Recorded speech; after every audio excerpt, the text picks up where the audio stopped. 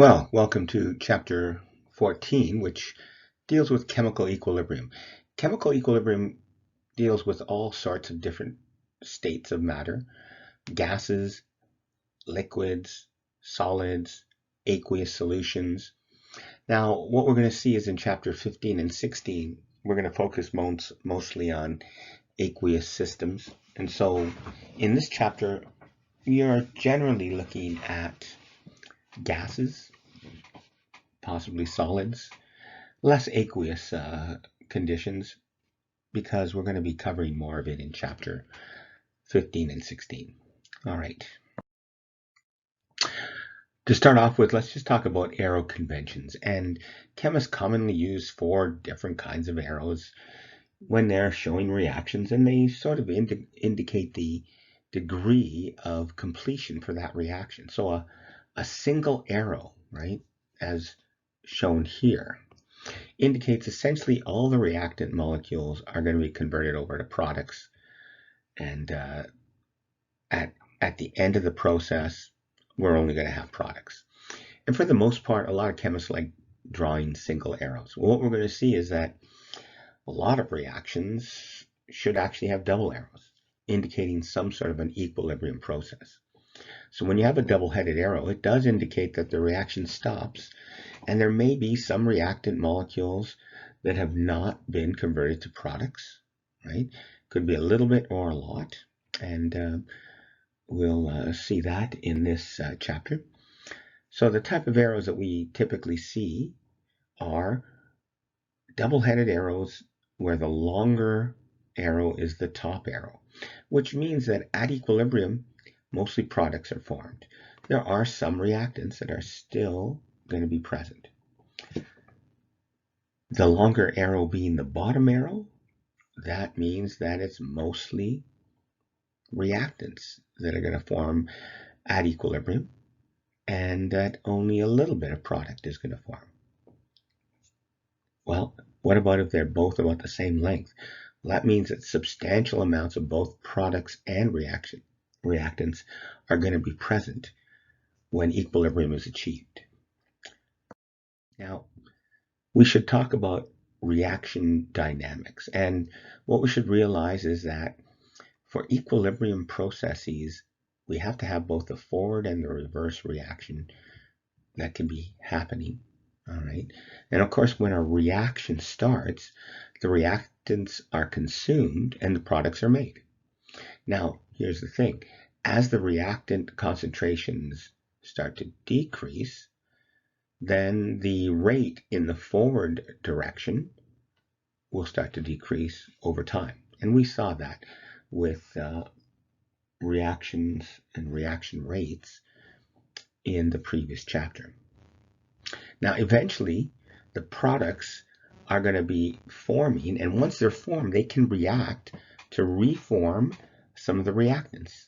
Because it is an equilibrium process, both the forward and reverse reaction are possible. So assuming the products aren't allowed to escape, as the reactant concentration increases because the reverse reaction is taking place, well, as that reverse reaction takes place, the rate in the reverse direction will start to decrease. And eventually, what we're going to see is that the processes are going to proceed in both the forward and the reverse direction. And we call these reversible reactions. We usually show it with reactants and the equilibrium sign going to form to the products. And eventually what we should see is that the rate in the forward direction will be equal to the rate in the reverse direction, right, as that reaction proceeds. Let's look at a hypothetical reaction. And I'm just going to say there's 2 blue reactants going to form 1 blue product. So 2 red reactants going to form 1 blue product. Well, let's have a look at what happens here. Well, you can see as the time is continuing on, and I've got this every 10 seconds here, the concentration of the red molecules is a certain value here, 0.4. We don't have any of the blue. And so what ends up happening is some of the red reacts, and so you can see a decrease in the amount of red. I think you can see here about 0.192 molar of the red has reacted. Because of the 2-to-1 ratio, the blue will increase by 0.096, so it's going quite fast. And as the reaction continues, concentration of the red reactants will keep decreasing. But every time it decreases by a smaller amount. And that makes sense. If you recall, we had the reactants react and give you this curved line. So initially, the drop is quite fast. It slows down, and it gets slower and slower as the reaction proceeds. And hopefully what you can see here, there are drops in the concentration till we get about here. About between 70 and 80 minutes, all of a sudden the concentration of the red looks like it's becoming stabilized at 0.165 or so moles per liter. The blue, of course, will increase, right? As it increases on the way down here, it'll keep increasing until we get to around that 70, 80 second mark, where it too levels off. So the reaction slows over time, but the red molecules never run out, right? It doesn't go down to 100% reaction where the red molecules entirely disappear. At some time between 80 and 90 seconds, concentration of both the red and the blue molecules no longer change. So equilibrium has been established. But notice that equilibrium does not mean that the concentrations are equal, right? Once the equilibrium is established, the rate of red molecules turning into blue is the same as the rate of the blue molecules turning into red. And so it appears as if the concentrations of both red and blue are not increasing or decreasing. They're maintaining a constant value. Let's look at that hypothetical reaction where the two red reactants go to form one blue product. And let's look at concentration versus time, but this time we'll plot it out. And so we started with 0.4 molar of the reactants, which are red, and they will decrease over time. And you can see that the slope of the line, or slope of the tangent to this curve, gets smaller and smaller until somewhere about 80 seconds or so that it levels off, right? And the concentration of the red and blue are constant. Now, at the same time, of course, the product, the blue molecule starting at 0, will increase. It won't increase at the same rate because of the 2-to-1 ratio. And so they'll start to increase. And again, at about the 80-second mark, levels off. And the concentration of the blue is going to be now constant. So we can see that when this reaction gets to equilibrium around 80 seconds, concentrations of the red and blue aren't changing. Notice that the concentrations are not equal to one another. They are just maintaining a constant value. And depending on the equilibrium that you're looking at, sometimes the amount of reactant and product will be quite a bit different. Sometimes it'll be similar. For this one here, there's about 0.17 of the red and about 0.12 of the blue. Those are substantial amounts.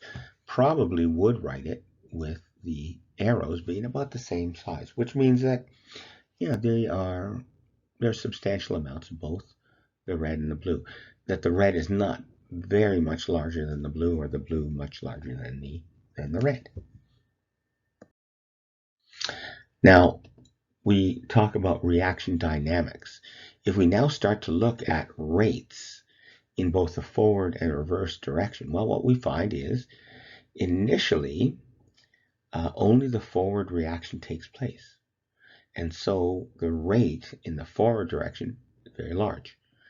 And as the reaction proceeds, the rate in the forward direction decreases, but the rate in the reverse direction will start to increase as products are formed.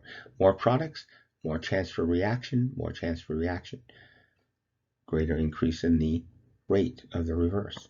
And they will continue to drop for the reactants, increase for the product. Eventually, they're going to become quite close, and they'll get closer and closer until the two are exactly the same. The rate of the forward is equal to the rate of the reverse direction for that equilibrium. When that happens, then equilibrium is established, right? The forward and reverse reaction proceeds at the same rate. So the concentration of all the materials are going to stay constant. Yeah. So for every red molecule that is reacted away to form products, the products reform those red reactants at the same rate that they are being used up. Let's try an analogy. All right. So let's say we have 100 balls in room A, and there are 20 people in room A. In room B, there are only 2 people. And there's a line separating room A and room B. So 2 rooms, and every 10 seconds, people will throw balls into the other room. Will this reach an equilibrium? Let's assume they can only throw 1 ball every 10 seconds. Will this reach equilibrium? And you might look at that and say, no, the 20 people are going to throw a lot more balls than the 2 people. Well, okay, let's have a look. So let's try it out. At 0 seconds, you can see there's 100 balls in room A, 0 balls in room B. So initially, they're all in the reactant side. I'm calling A the reactant side. What happens after 10 seconds? Well, 20 people will pick up a ball each and throw it to room B. And so the number of balls in room A will drop to 80. The number of balls in room B will be 20. So initially, only the forward reaction is going to occur, and it's going at a good clip, right? In this case here. What's going to then happen? Well, all of a sudden, in the next 10 seconds, 20 balls are going to be sent over, while 2 balls are going to be sent back. So a total of 18 balls will go into room B overall. So we drop from 80 in room A down 18 to 62 in room A. Room B is going to increase by 18. It's now at 38. Now the reverse reaction begins to start off here. Right? The concentration of the product is not 0. We actually have a bunch of product in that case. In the next 10 seconds, 20 balls will go to room B, 2 balls will come back from room B to room A. And so once again, we're going to be decreasing the number of balls in A by 18 and increasing the number of balls in room B by 18. We now have 44 and 56, almost about the same amount.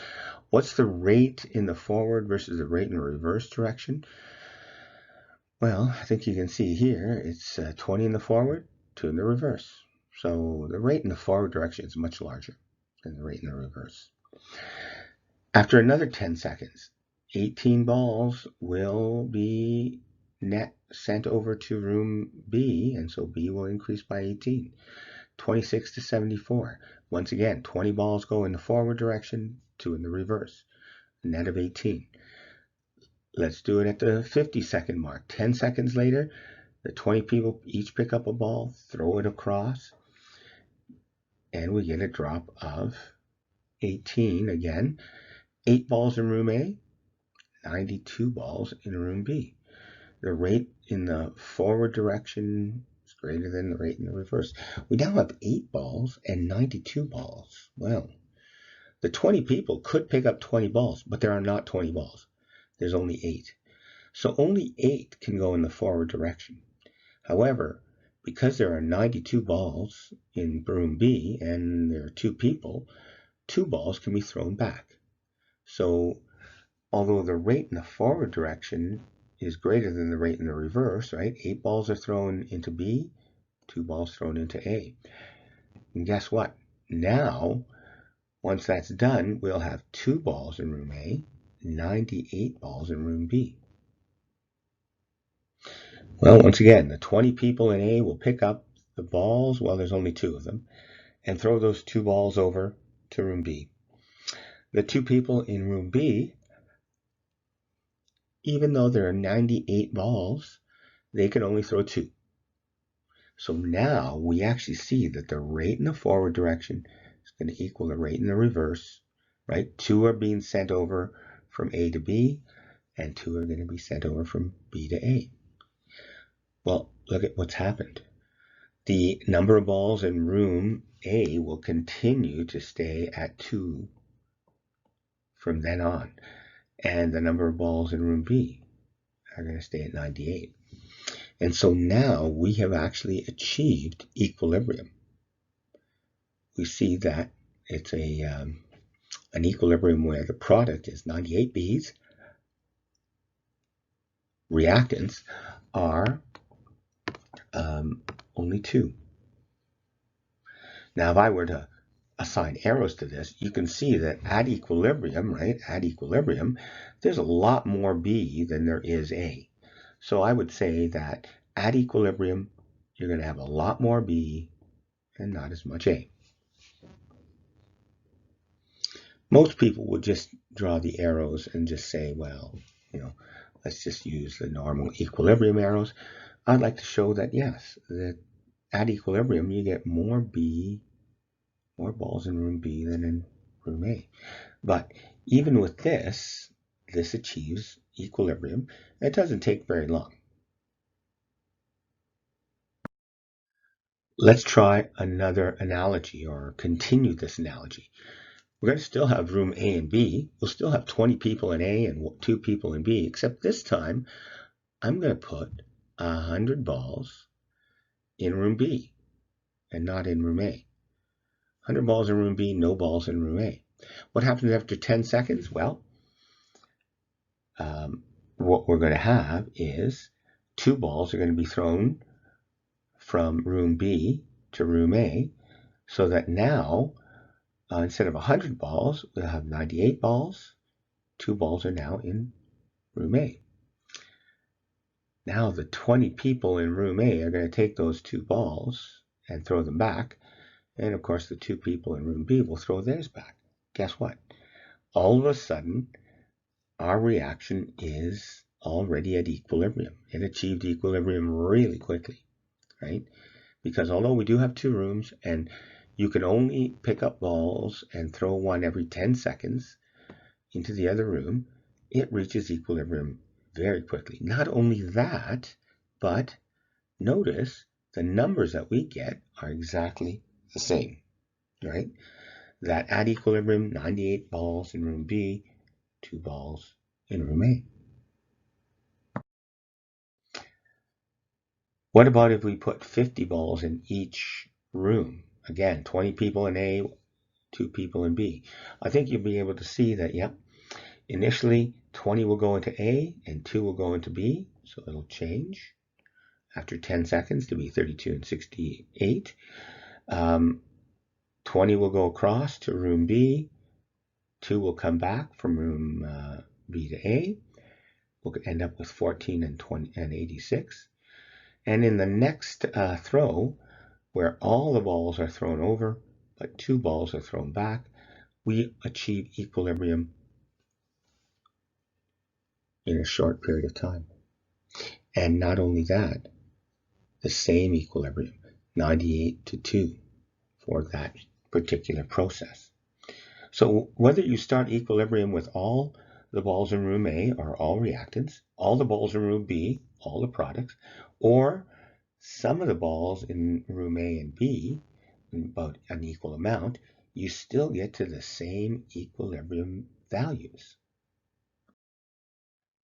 I thought I'd show this pictorially so you can just re-emphasize what I've tried to show. We've got 100 balls in room A, none in room B. Well, initially, there's no reaction in the reverse direction. There are no balls there. So 20 will go across to room B. And we have that 80-20 split. Now that there are balls in room B, the 2 people can throw 2 back. The 20 people can throw 20 into room B. So 20 will go in and 2 will go back. 20 will go in, 2 will go back. 20 will go in, 2 will go back. 20 will go in, 2 will go back. Now, we don't have 20 balls to throw in the forward direction. The most that we can throw is 8. And we'll throw 8, but 2 will come back. And at this point, 2 will go in the forward direction, 2 will go in the reverse. If they're all on the product side, 2 will go into A on the first throw, and we'll be at equilibrium. If we have 50-50 mixture of balls in A and B, yep, 20 will go over to B, 2 will go back, 20 to room B, 2 will go back, 20 to room B, 2 will go back. We now hit equilibrium yet again. So hopefully I've driven the point home here that when you do have this, in terms of an analogy, you can see how forward direction occurs initially, reverse direction starts up, and we get the situation coming out to have the same equilibrium values. So for all of these, they attain the same equilibrium. The rate of reaction depends on the particles. If there's a large number of particles, then there's a large rate. Smaller number, small rate. And at equilibrium, the rate in the forward direction will equal the rate in the reverse direction. Both will still be going on. Hopefully that makes sense. That the balls are still traveling from room A to B. It's just that 2 balls are going to room B at the same time that 2 balls are going to room A. So it looks as if nothing's changing. And so this is this idea of a dynamic process, that reactant molecules or balls are going from A to B and B to A, even though it looks like the numbers aren't changing. So as the forward reaction slows down, the reverse reaction accelerates. Eventually they reach the same rate. And so these dynamic equilibrium conditions, well, these are conditions where the rates of the forward and reverse reactions are equal. And once that reaction reaches equilibrium, concentrations of the chemicals remain constant. And the only reason they're being constant is because they're being consumed and made at the same rate. So equilibrium does not mean equal. It just means that the rates of the forward and reverse reaction are equal at equilibrium.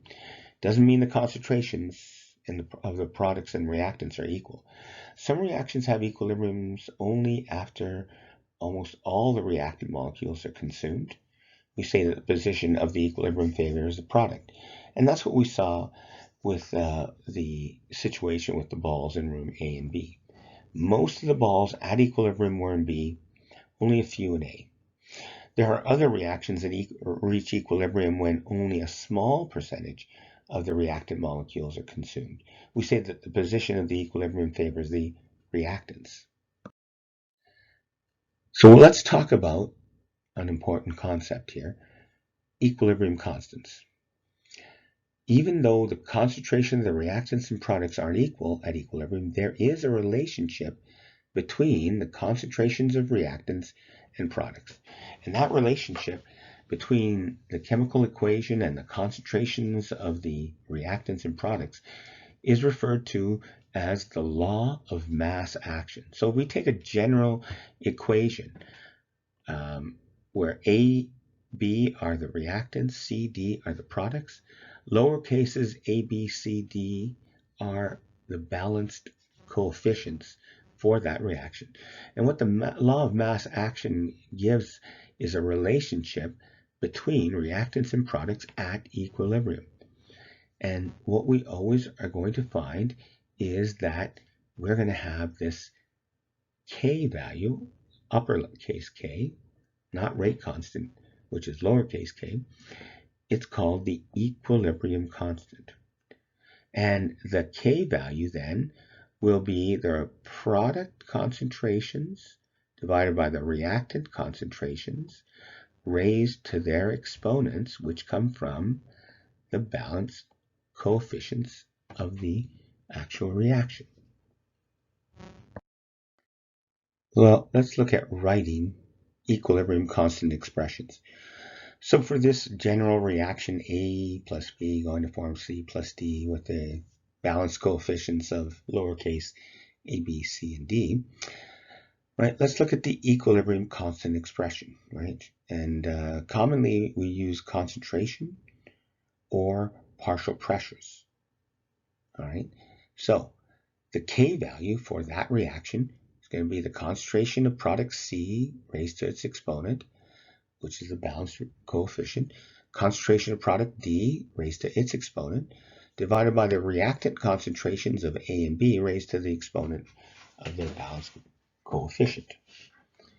Now, so far, the reaction that we've been looking at here has this general equilibrium constant expression. Well, what about if we look at a reaction such as this one? 2N2O5 going to form 4 NO2s and an O2, all in the gas phase. What's the equilibrium constant expression for this? Well, since you can use both concentration or partial pressure, you could define K as the concentration of NO2 to the fourth power, O2 to the first power, divided by N2O5 to the second. Or you can use partial pressure of NO2 to the fourth power, partial pressure of O2 divided by partial pressure of N2O5 squared. So which one is it? Because concentrations and partial pressures are generally not the same. So which one is the equilibrium constant? And what we're going to see is there are 3 equilibrium constants. So routinely, we will see 3 equilibrium constant expressions. There's Kc, where all the reactants and products have units of moles per liter. And so Kc for that reaction we saw on the previous page would be concentration of NO2 to the fourth power, concentration of O2 to the first, and concentration of N2O5 to the second, Kc.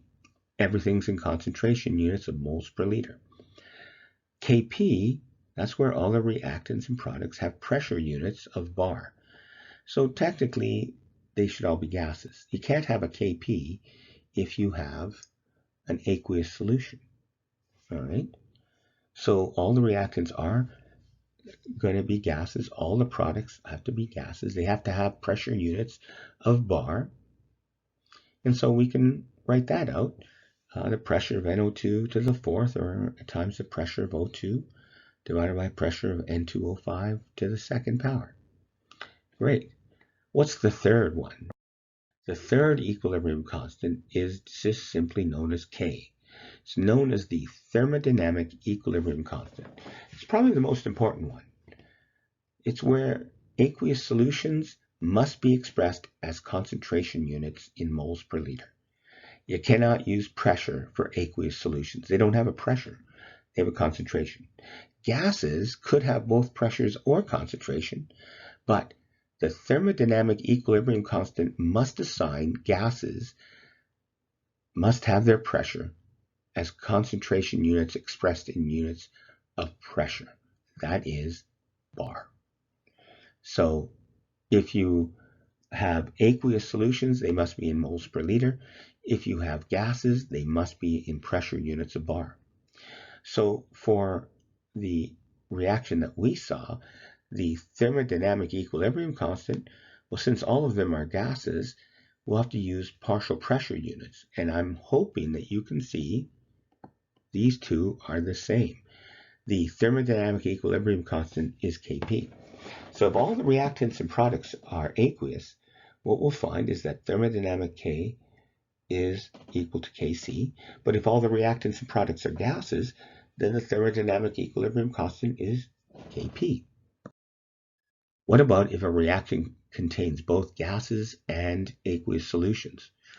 Well, aqueous solutions cannot have a pressure, so it can't be Kp. Gases can be both moles per liter or bar, but the gases must be in partial pressure units of bar, right? So if you looked at a reaction, and we'll show you one here, H plus aqueous plus HS minus aqueous going to form H2S gas. Notice there are gases and aqueous solutions here. Well, Kc, that can be given. It's concentration of H2S, moles per liter, raised to the first power. H plus concentration to the first power. HS minus concentration to the first power. No problems. However, Kp is not available. You cannot have a pressure for an aqueous solution, right? You can't use an aqueous solution in the ideal gas law. So the Kp is not available. There's no Kp assigned. However, you can have the thermodynamic equilibrium constant K. Sometimes it's given Keq.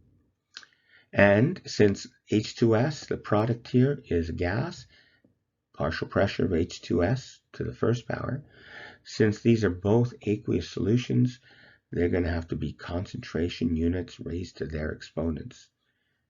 And so K thermodynamic is kind of weird. It's got gas pressures in there in bar. It's got concentrations in moles per liter. So sometimes K, or K equilibrium, which is the thermodynamic one, sometimes it could equal Kc, sometimes it could equal Kp, or sometimes it does not equal either one of those, right? So, well, let's keep going with looking at writing equilibrium constant expressions. And for reactions that are only aqueous, as we mentioned here, I want to drive this home, K is Kc. All the concentration units are in moles per liter. For reactions where there's only gases as components, both reactants and products, K is equal to Kp. All the units are going to be in pressure units of bar. And then for reactions which have both aqueous and gaseous components, the K value is not Kc or Kp. We have to use aqueous components in moles per liter. Gases have to be in pressure units of bar. So that's why we have up to three units. Sometimes two of the units are the same, and sometimes they're different. So what does a value of K imply? Well, when the value of K is much greater than 1, we know that when the reaction reaches equilibrium, there will be much more product than reactant. The position of the equilibrium favors product, right? So the amount of reactant will be very small, the amount of product will be very large when K equilibrium is very large. What about if K equilibrium is very small, less than 1, right? So 0.0001 or smaller. Well, we know that the reaction reaches equilibrium when there's going to be much more of the reactants than there are products. The position of the equilibrium favors the reactant. So if the K value is a lot less than 1, only a little bit reacts. And so at equilibrium, lots of reactants, very little product. Let's look at a practice question here. Let's first write the equilibrium constant expressions K and predict the position of the equilibrium for the following reaction. We have SO2 reacting with O2 to form SO3. we're given the Kc value is 8 times 10 to the 25th. So hopefully you can see that K here is very large. What's very large mean? Well, usually a cutoff point is maybe 1,000. If K is much larger than 1,000, we say it's very large. If K is less than 1 over 1,000, we'll say it's very small. So in this case here, Kc is very large. That means that it favors the product, right? In the N2 plus O2 reaction to form NO2, Kc is really small, a lot less than 1 over 1,000 or 0.001. Since K is very small, it favors the reactants. Remember that K is equal to products all over reactants raised to some exponents, but K is related to products. So the larger K is, the more product you expect at equilibrium. The smaller K is, the smaller amount of product that you're going to have at equilibrium, or more reactants that are present there. And it's a relative number. So 8 times 10 to the 25th doesn't mean that you're going to form that many moles per liter or that many bar of pressure. It just means you're going to make a lot of product. A K value that's really small, like 3 times 10 to the minus 17, you're not going to make very much product. It's mostly going to stay as reactant. So what's the relationship between K and the chemical equations? Well, when the reaction is written in reverse, then what we find is the equilibrium constant is inverted, right? So we're looking at how is the value of K related to that chemical equation that it's describing. So for the general form, if the reaction is written in the forward direction as shown here, where A and B are reactants, C and D are products, it's going to be products raised to their exponent divided by reactants to their exponent. Well, what happens if we do the reaction and write it in the reverse direction? Does K change? And the answer is yes. When you reverse the reaction, of course, now A and B are products, C and D are reactants. You'll see that if you compare these two, they're exactly the same but inverted. And that's what we mean by the fact that when a reaction is written in reverse, the equilibrium constant is inverted, right? So K forward would equal 1 over the K reverse. Let's look at another relationship between K and a chemical equation, a balanced chemical reaction. Well, when the coefficient of an equation are multiplied by a factor, the new equilibrium constant is the old equilibrium constant raised to the exponent of the multiplying factor. So for instance, if A is in equilibrium with B, where the coefficients are lowercase a and b, obviously K for that reaction is product B raised to B divided by reactant A raised to the coefficient A. Well, what happens if I now multiply that reaction by 2? So I get 2A, A, in equilibrium with 2B of B. What's this equilibrium constant going to be? Well, if you look at it, you'll see it's going to be K is equal to the product B raised to 2B, coefficient in front, divided by the reactant, which is A, raised to its coefficient in front, which now is 2A. That's the same as the old K value raised to the multiplying factor of 2 that we've done here. If we were multiplying by a half, then it would be raised to the 1/2, and so forth. One last relationship that we should look at, and that is between K and balanced chemical equations. When you add equations together to get a new equation, the equilibrium constant of the new equation is going to be the product of the equilibrium constants of the old equations that add up to give the overall reaction. So for instance, let's look here. If we take reaction 1 and 2 and add them together, what we're going to get is reaction 3. Great. So K1 is just B over A raised to their exponents. Reaction 2, the K value for that is product C divided by reactant B raised to their exponents.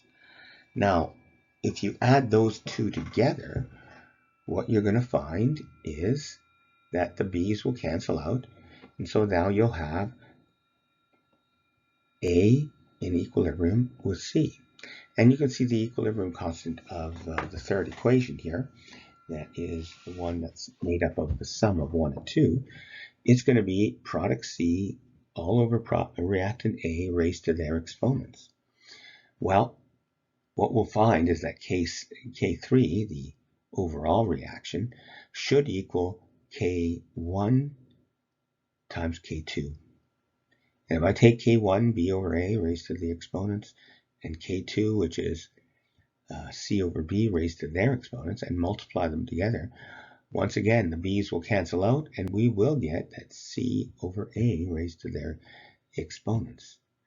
So if you add 7 equations together, the overall, or the 8th equation, when you sum them all together, will equal the product of K1, K2, K3, 4, 5, 6, 7. That will equal the equilibrium constant for K8.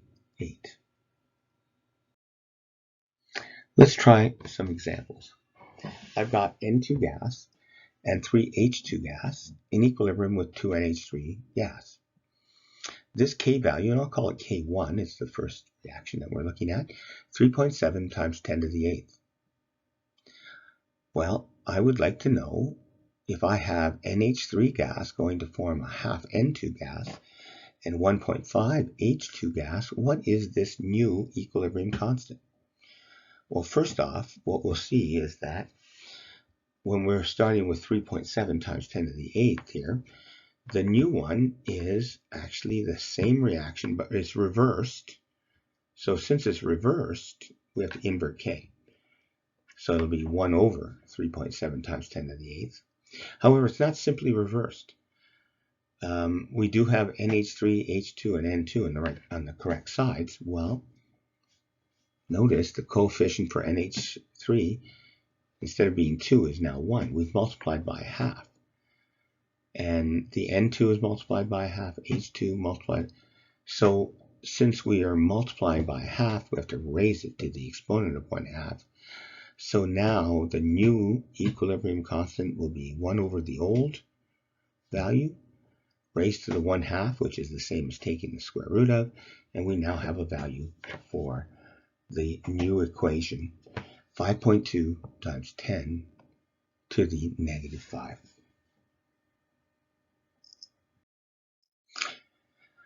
Let's try one more here. We have A in equilibrium with 2B. If the concentration of A is 1 times 10 to the minus 5 molar, concentration of B is 4 times 10 to the minus 1 molar. And as you can see, the subscripts there, it says EQ, which is equilibrium. These are equilibrium concentrations. Same with 2B and going to form Z here. If the concentration at equilibrium of B is 4 times 10 to the minus 3 and the Z 4 times 10 to the minus 6, we want to find the equilibrium constant for 3Z in equilibrium with 3A. Well, first off, you can see that in the equations above, we only have 1Z and 1A. We want 3, so we're going to be multiplying by 3 eventually. So how do we calculate this out? Well, first off, we should find the equilibrium constant for each of those reactions. So A in equilibrium with 2B, the K value for this first reaction is product 4 times 10 to the minus 1 squared, because it's 2B, divided by 1 times 10 to the minus 5 raised to the first power for A. And we get a value, 1.6 times 10 to the fourth, about 16,000.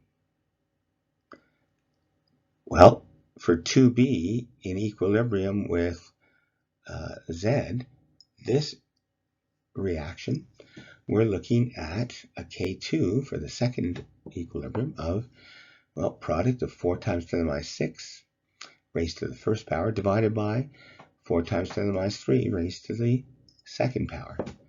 And we can come out with a K2 of 2.5 times 10 to the minus 1. We want A in equilibrium with Z. Now, the reason we want that is that if you add these two reactions together, I think you can see that B will cancel out in both reaction 1 and 2, and we'll get A in equilibrium with Z. Well, since reaction 1 plus reaction 2 equals reaction 3, the K for reaction 3 is K1 times K2. We can calculate that out to be about 4 times 10 to the third for that value. So now we know what A in equilibrium with Z will be, 4 times 10 to the third. We actually want 3Z in equilibrium with 3A. So we need to reverse that reaction. That's the target reaction is 3Z in equilibrium with 3A. So we need to reverse that reaction number 3 and then multiply through by 3, which means we're going to have to cube the K value. So the K for the target is going to then be the reverse reaction of number 3 cubed. And so we can come out with a value here of about 1.56 minus 11. Great. So when we're looking at equilibrium constants for reactions that are involving gases, concentration of the gas in a mixture is proportional to its partial pressure. So the equilibrium constant can be expressed as a ratio of the partial pressures of the gases, of course raised to their exponents. So for this general equation, A plus B going to form C plus D with their coefficients, we've got a value here for Kc or Kp. Right? Since they're all gases, the thermodynamic equilibrium constant, Kp. Well, can we convert between Kc and Kp? Because we saw on the last page that reactions involving gases could have either a Kp or a Kc value. Well, the values of Kp and Kc are not necessarily the same. Why is that? Because they're different units. Kc is in moles per liter, Kp is in bar.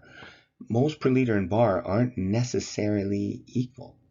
However, Kp will equal Kc if the number of moles of gases on both sides is 0. So we call that delta N gas. It's going to be a value of the number of moles of gases of product minus the number of moles of gases of reactants. So the relationship between Kp and Kc can actually be determined. And we use the ideal gas law effectively here. Kp is equal to Kc times RT to the delta N gas. So it's raised to the exponent of delta N gas, where delta N gas is a number. It's a unitless value. R is the gas constants. This time, to go between Kp and Kc, we use the ideal gas law. So if we're going to change from units of bar to units of moles per liter, we're going to have to use a very special R value. That's this one here. It would be in our data sheet, 0.083145 liter bar per Kelvin mole.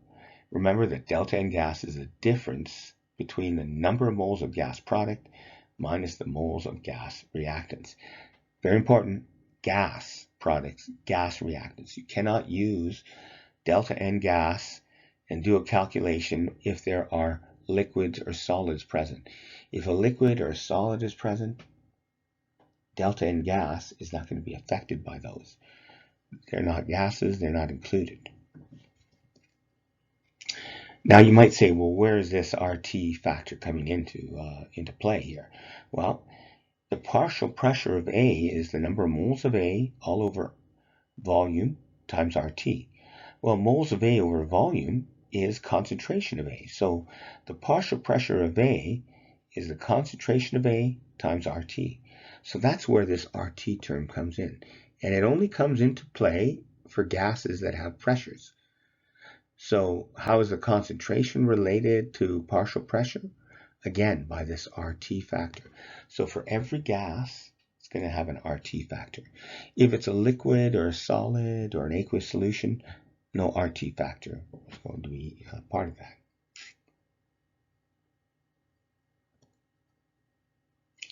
So I'm hoping you see that the partial pressure of A is related to concentration of A by this RT factor. So let's try some examples. We want to find Kc for the following reaction. It's at 298 Kelvin. There's 2 NO plus O2 going to form 2 NO2. We're given that Kp is 2.2 times 10 to the 12th. All right, well, if we're going to find Kc, we'll have to rearrange that equation, right? Because it tells us that Kp is Kc times RT to the delta N gas. We know Kp, we know R, and we know T. What's delta N gas? Well, delta N gas is product. These are all gases, so 2 minus reactants. There's 2 gases plus 1, that's 3 gases. So 2 minus 3, that's going to be negative 1.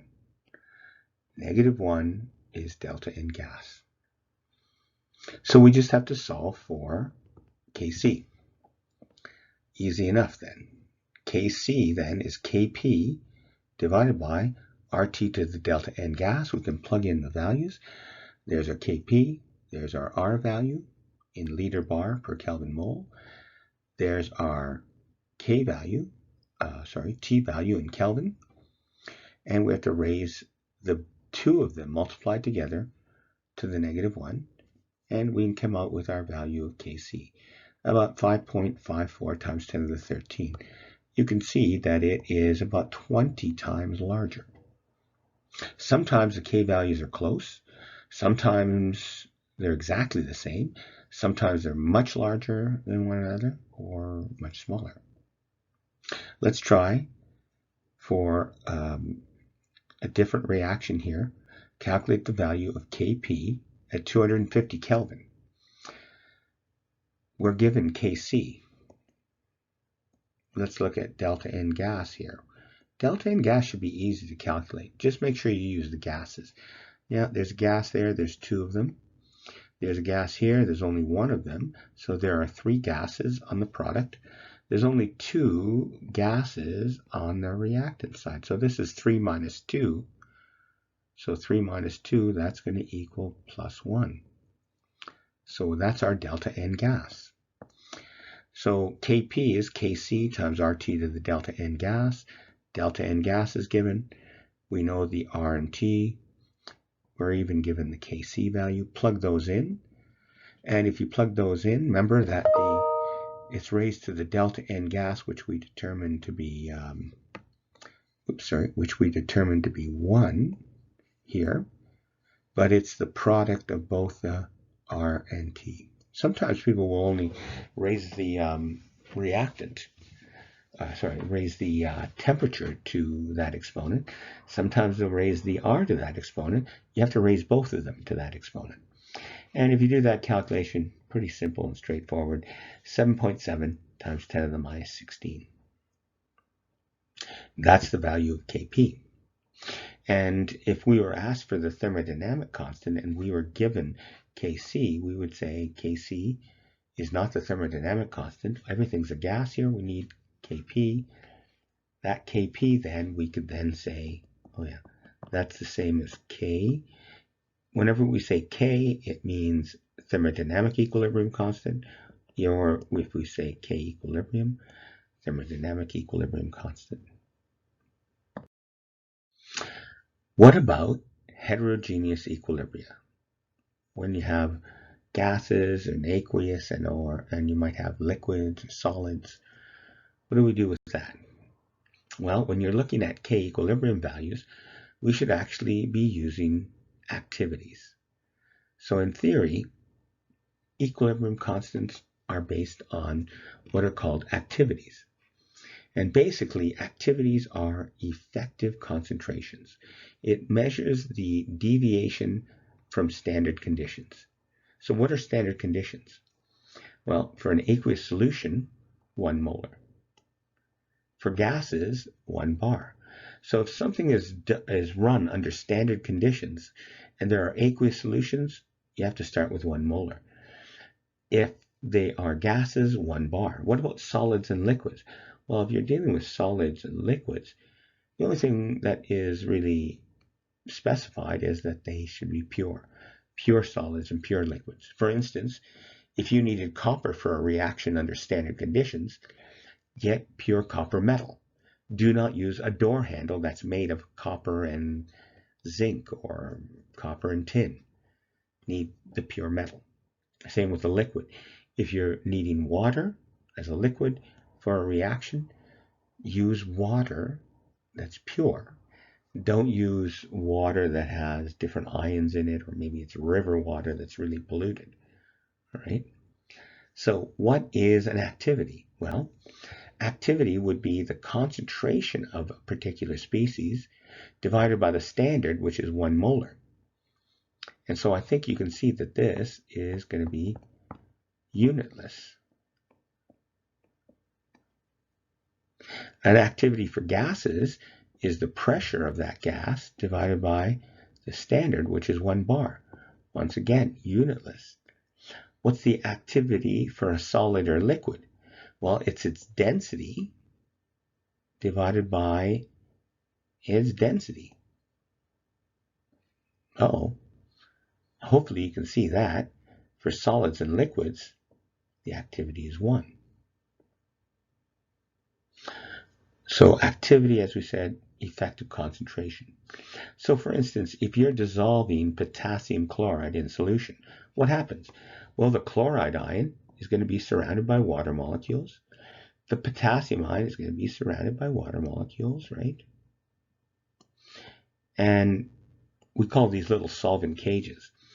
So when we're dealing with an equilibrium constant that has, let's say, the concentration of K+, it counts anytime the potassium is just surrounded by water.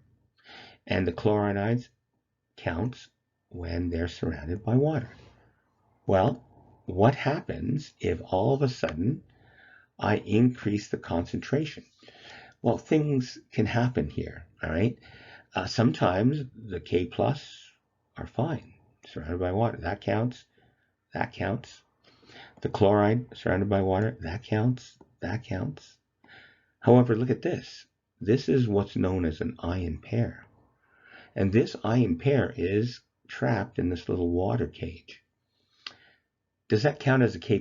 Does it count as a Cl-? Or does it not count at all? And the right answer here is an ion pair is neither K+ or Cl-. It doesn't count at all, right? So that means that you might have put 1 mole in 1 liter, but some of those things are not counting. So you don't have 1 mole per liter. You have less than 1 mole per liter, right? Here's another ion pair. This doesn't count. It's not a K+ or a Cl-. So under dilute conditions, no problems. The solvent molecules are in huge excess. Each ion is going to be surrounded by water molecules. However, when you have larger amounts of solute, the compound of interest, dissolved in water, you can get ion pairs that form, right? Not only can you get ion pairs like I'm showing you there, but you could get a potassium ion with another potassium ion trapped in a solvent cage. That doesn't count either. Or a chloride ion trapped with another chloride ion in a solvent cage. Does not count. So higher concentrations really have activities that are quite different. So the activity is the effective concentration of that particular substance. All right, so let's look at a heterogeneous equilibrium here. What we've got is a reaction, right, where 2 COs are in equilibrium with CO2 and carbon solid, right? So we've got carbon solid, we've got some CO2s, and we've got some COs. they're at equilibrium. Let's assume they're at the same temperature, right? So since they are at equilibrium, they're going to have a Kc value that's based on concentration, moles per liter. There's a certain amount of CO2. There's a certain amount of CO. However, the solid, since it's a solid, its density reference to its density, it's always going to have a value of 1. So it's as if it's not even there. You could change the amount of solid, and it doesn't change the equilibrium constant. So that's why whether there's a little bit of carbon or a lot of carbon, the equilibrium constant is unchanged if you add solid to that system. And the same thing is going to be true about liquids. If the liquid is in there, its concentration, well, effective concentration or activity is going to be 1. Its density reference to its own density. So in our case here, yes, the amount of carbon is different, but the amounts of carbon monoxide and CO2 remain the same. Therefore, that amount of carbon has no effect on the position of equilibrium. And you know what? Even if the carbon, there's only a small particle you can barely see, that has an activity of 1. So it doesn't matter how much carbon is in there, as long as there's a little bit in there, it can be at equilibrium and it doesn't affect the equilibrium concentrations.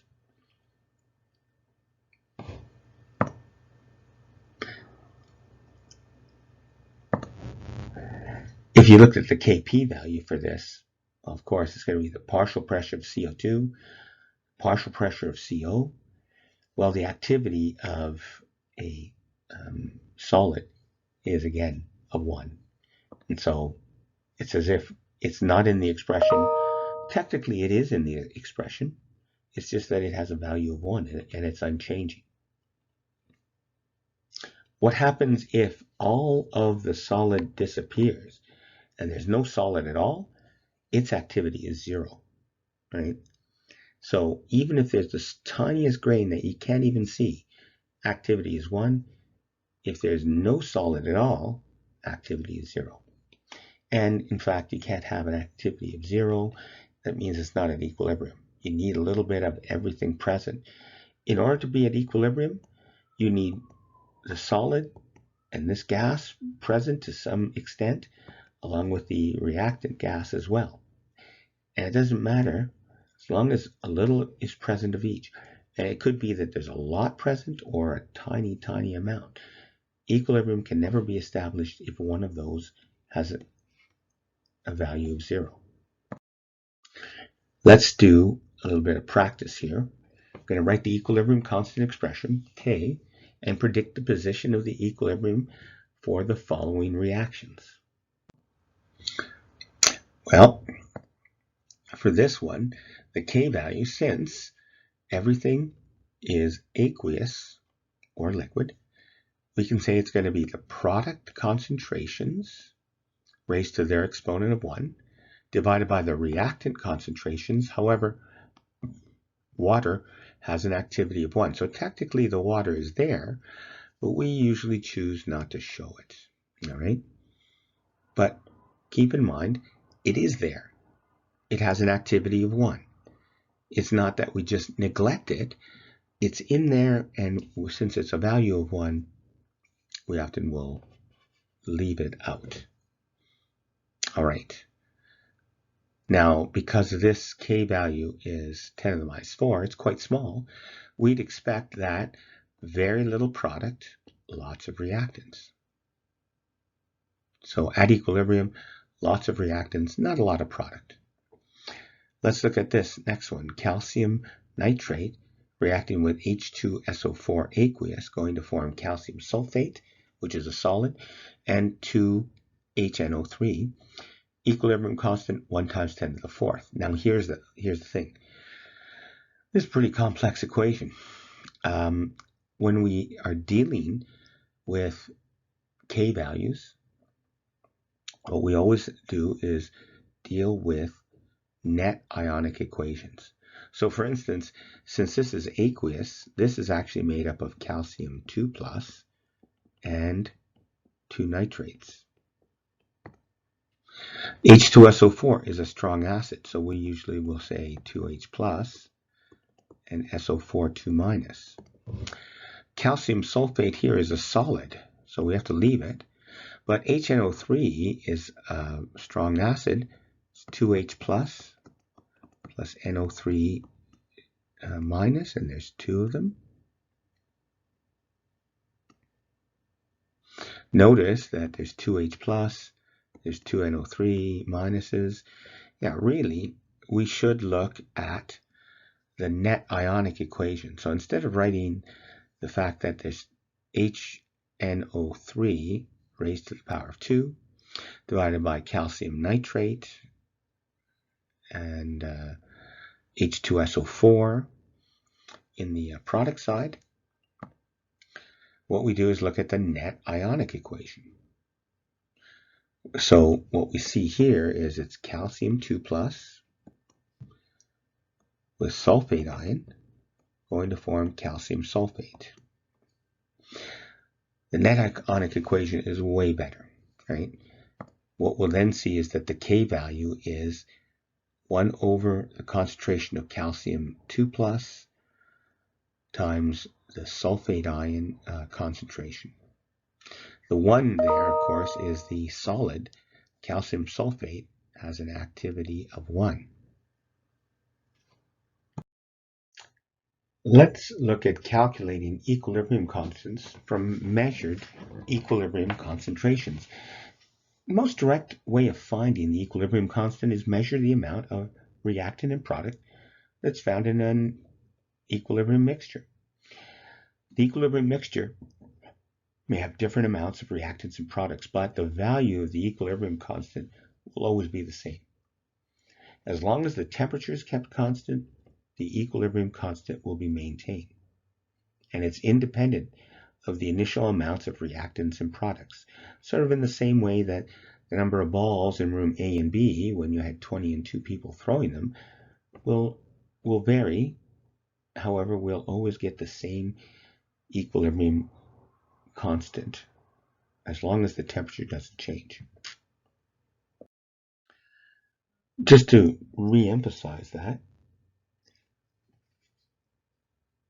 let's look at situations where we have a nice simple reaction. Here it is here, H2 plus I2 going to form 2HI gas.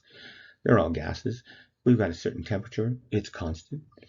If we start off with just reactants and no products, at equilibrium, we're going to get certain values.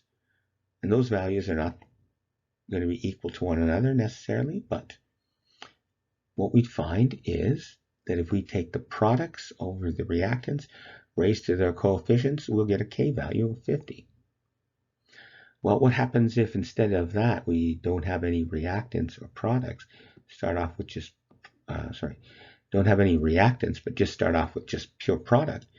Reaction is going to take place, and we're going to get some new equilibrium concentrations, but the K value is still 50, hasn't been changed. We could have equal amounts of reactants and products. Reaction is going to take place, equilibrium concentrations are going to manifest themselves.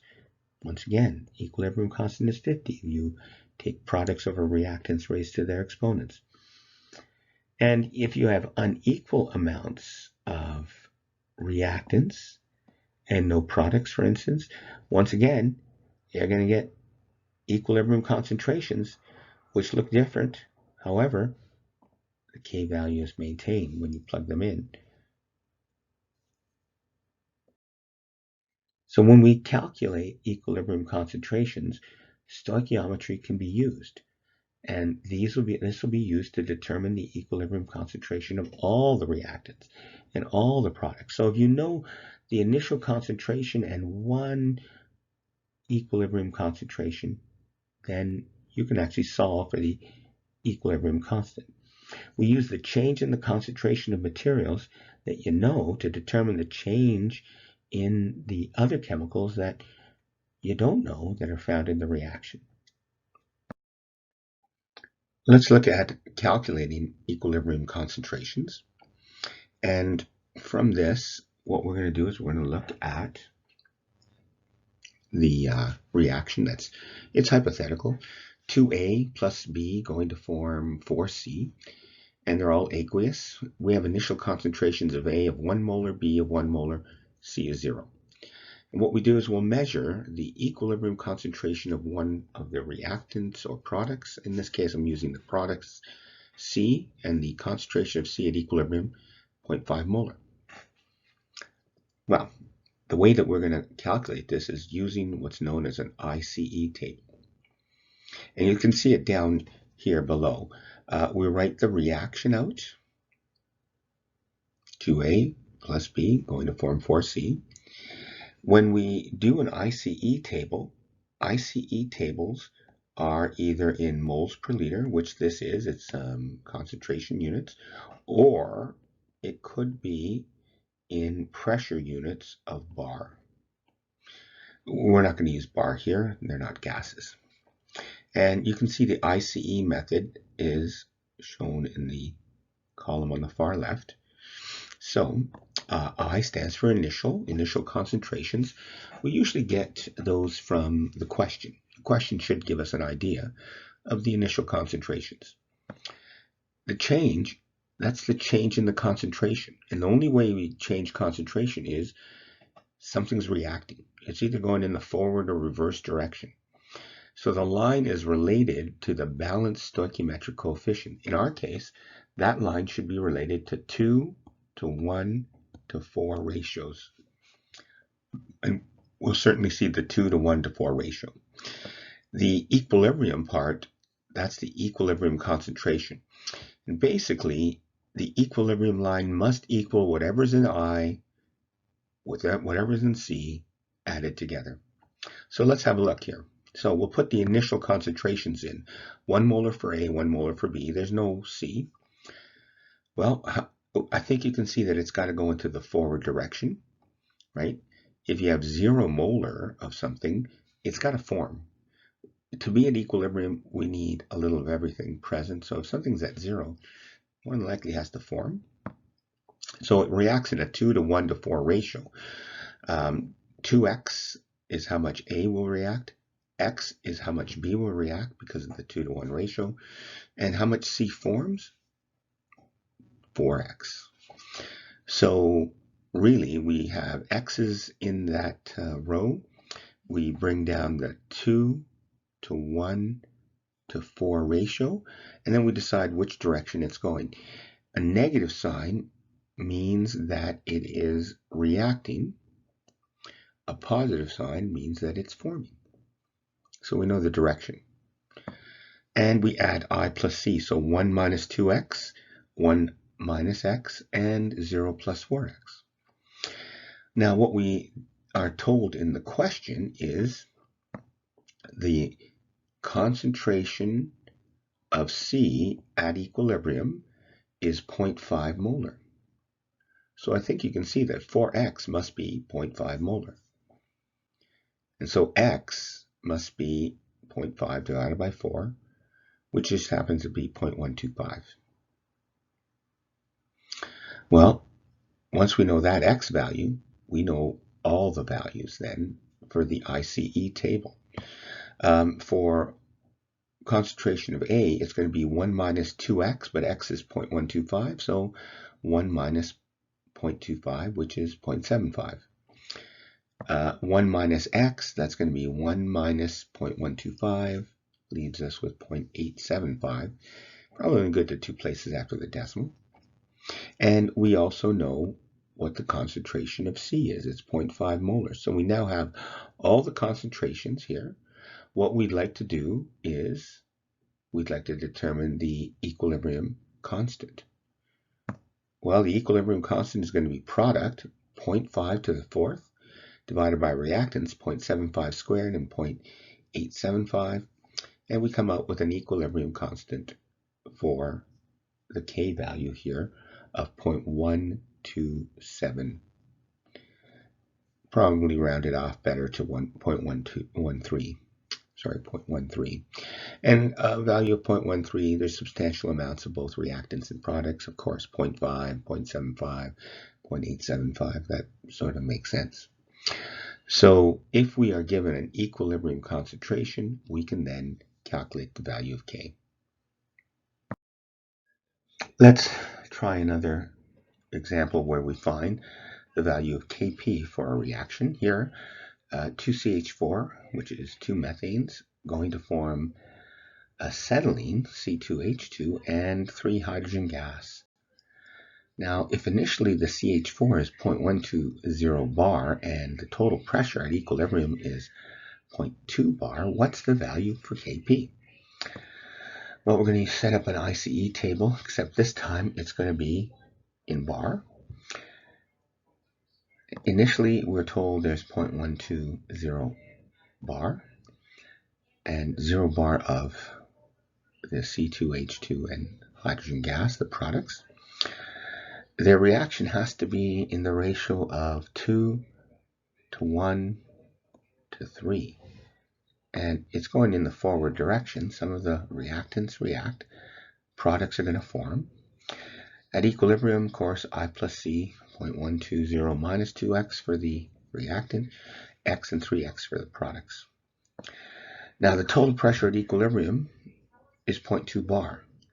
So that means that all the gas pressure in the equilibrium line, this line here, must sum up to be 0.2 bar. So 0.2 bar must be 0.120 minus 2x plus x plus 3x, which is equal to 0.120 plus 2x.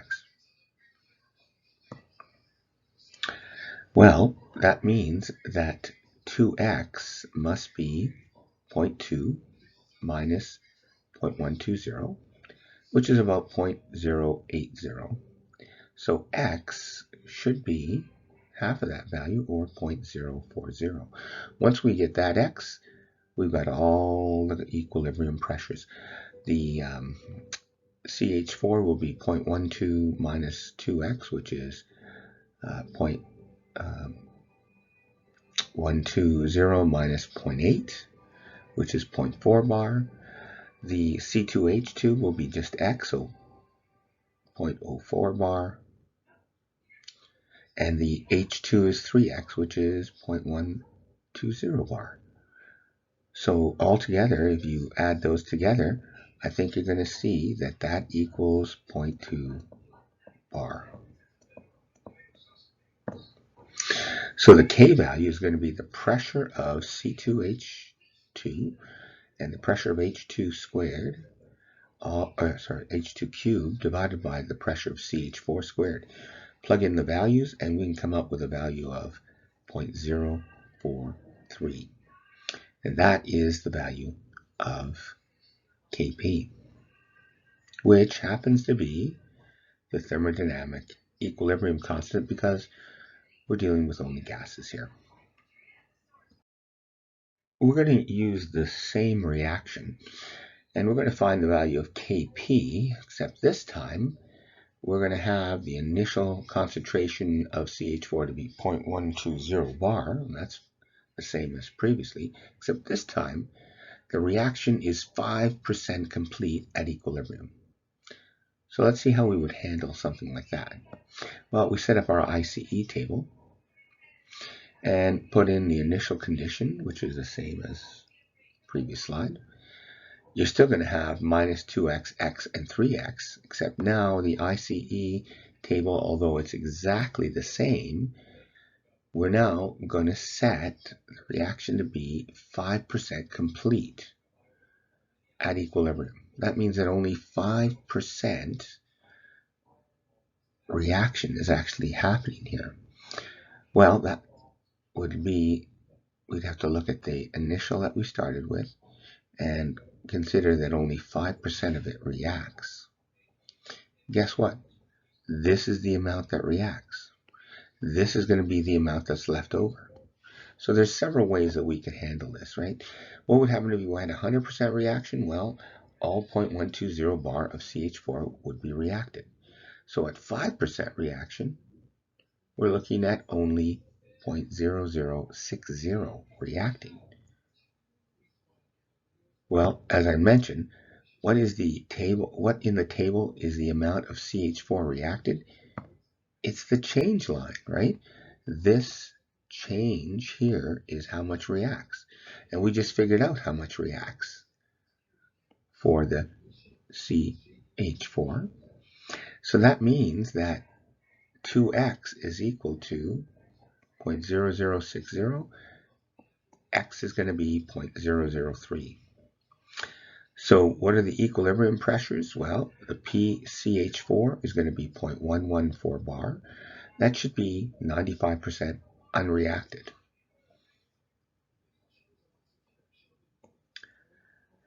The C2H2 was just X, so 0.0030, and the H2 is going to be 3X, or 0.009 bar. So once we have all of these equilibrium pressures, plug it into the expression for K, and we can plug in the 0.003 for C2H2, and we'll plug in 0.009 for the H2. We'll divide by 0.114 here for CH4, but we have to make sure we square it. And we'll come out with a value of about 1.7 times 10 to the minus 7, which is actually quite small for it.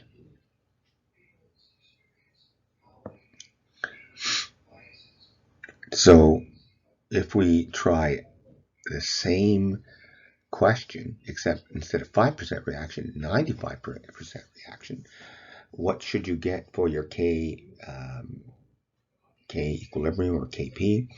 7.9. At 50% reaction, we get an answer of 0.0061. So you can try these two cases, 95% reaction and 50% reaction. Here I'm showing only the 5% reaction. We're going to consider the reaction quotient, and if a reaction mixture containing both reactants and products is not at equilibrium, how can we determine in which direction it'll proceed? So the answer is we got to compare the current concentration ratios to the equilibrium constant. And so the concentration ratio of the products raised to the power of their coefficients compared to the reactants raised to the power of their coefficients, that's called the reaction quotient. And it's given the symbol Q.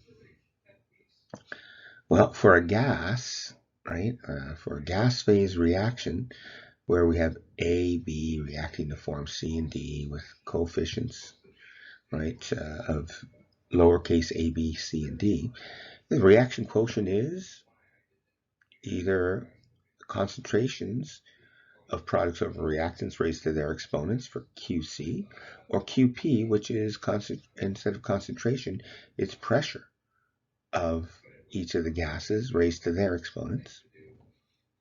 Hopefully what you see here is that the reaction quotient has the same expression as the equilibrium constant. Let's keep considering here the reaction quotient. What we're going to see is that reaction quotient has exactly the same expression as the expression for K. And that's why we have Kc, Qc. We have Kp, Qp. We also have the thermodynamic Q value, right? And it's going to be related to the thermodynamic equilibrium constant. So you got to compare, I guess, apples to apples, right? Oranges to oranges. So, in essence, the K expression needs to have only equilibrium pressures or concentrations that are input into that expression. And it'll give you the equilibrium constant for that reaction. And in essence, the K value tells you how much product you're ultimately going to have when this reaction gets to equilibrium. The Q value can have any value for the pressure or concentration, whether it's at equilibrium or not at equilibrium. We can plug any values in, whatever we might have at the moment. And so it will tell us how much product we have currently, at least relatively speaking. And so what we'll see is that if the Q value is greater than K, which really means that the amount of product is greater than what you should have, which is the K value, the reactant has to get rid of those products. How will it do that? Go in the reverse direction, products will decrease, the reactants will increase. And now the Q value will start to drop down until it hits the value of K. If the Q value is less than K, that means we don't have enough product. Currently, the product amount is not as large as what we should have at equilibrium, which is the K value. What we need to do is make more products, so proceed in the forward direction. Products will increase, reactants will decrease. What about if the Q value equals K? Well, that means that the amount of product we have, relatively speaking, is equal to the amount of product we should have at equilibrium. So, in fact, the reactions are at equilibrium. The products and the reactants will not change concentration. It is at equilibrium, not spontaneous in the forward or reverse direction. Now, if a reaction mixture contains just reactants, then the Q value is going to be reactants having some value, but the products will be 0. And since Q is products over reactants raised to their exponent, the Q value will be 0. And that tells us that the amount of product is 0, and the reaction will proceed in the forward direction. So, in order to form some product, because K has got to be greater than 0. If the reaction mixture contains just products, well, technically Q is infinity. It's basically product, which we have number for, divided by reactant, which is 0. Well, in math, that would be undefined. In chemistry, we'd say, okay, it's not exactly 0. It's really close to 0. So it's an undefined number. It's very large. And so the reaction has way too much product. It will proceed in the reverse direction. So we get these sort of simplistic cases to work out as well. So K must be between 0 and infinity. Can't be equal to 0. Can't be equal to infinity. Somewhere. Graphically, let's have a look at what's going on here. Let's look at Q and K and the direction of reaction. So we're plotting energy on the left-hand side here, on the y-axis, Q value on the x-axis. So let's look at the reaction. A is reacting to form B. So Q is just product over reactants raised to the power of 1. So if we initially start off with an A of 1 molar and B of 0 molar, well, product over reactants, 0 over 1, gives us a value of 0 for the Q value. And that will be right here. This is where we said it's infinity, right? Product 1 divided by reactant 0, we said is undefined, but we called it infinity. What happens if 0.25 reacts? Well, the A will drop to 0.75. The B will increase to 0.25. You can see the new Q value. Product over reactants, 0.25 over 0.75, gives us a Q of 0.33. If it's a 50% reaction here, we're going to have 0.5 of both. So the Q value is 1. And if we have 75% reaction, only 25% left behind, 75% forms. The product over reactant, 0.75 over 0.25, gives us a value of 3. So we can get some values of Q here along the way. Now, a reaction is high energy if the Q is 0. It's high energy if the Q is near infinity. Somewhere in between, there's a low point in this energy diagram. And the low point is where the value of K equilibrium is going to exist, right here. So what this tells us is if the Q value is too low, let's say it's over here, that value is too low, it's going to try and go and form more product, go in the forward direction until the Q value equals K. Once Q equals K, reaction's at equilibrium, and that's where it'll stop and it'll stay. If the Q value is too large, for instance, a value up here, it's going to try and get rid of the product and form reactant, and thereby lowering the Q value. And it'll lower the Q value until we get a Q value equal to K. So that's what's going on with respect to looking at Q and K. It gives us an idea of which direction the reaction's going if we have different amounts of reactants and products. Obviously, if one of the reactants or products is zero, it must form, because to be at equilibrium, you need a little bit of reactants and products present. So if the Q is less than K, it streams in the forward direction. If the Q is greater than K, that means we have too much product, we're going to try and get rid of the product by going in the reverse direction. Now, sometimes the K equilibrium is really small, right? And so if you have not enough product here, you're going to go in the forward direction. If your Q value is too large, you're going to go in the reverse direction. Everything happens such that the value of Q has to eventually become the value of K, and it does that by either reacting in the forward direction or reacting in the reverse direction, right?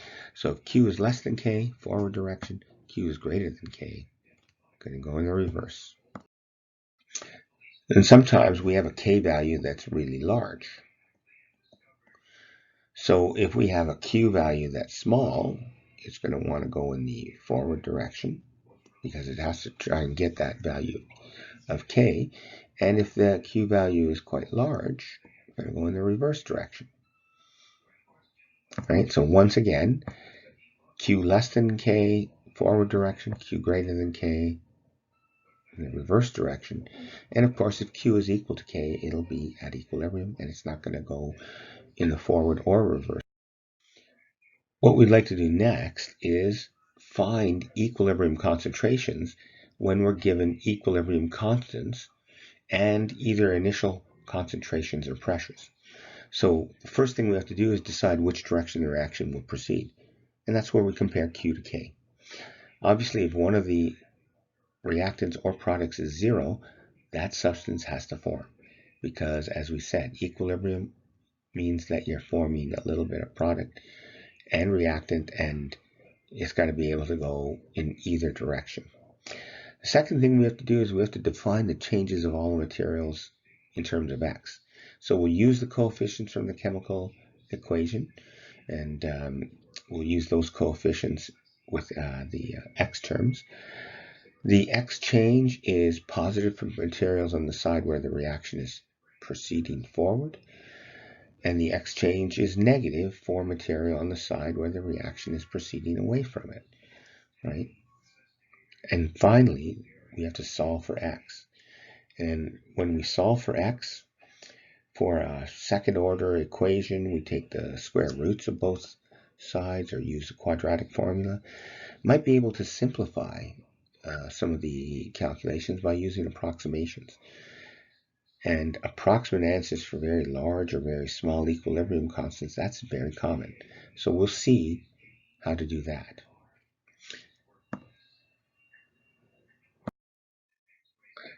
All right, so let's look at a typical reaction, a typical question that you might get on an exam.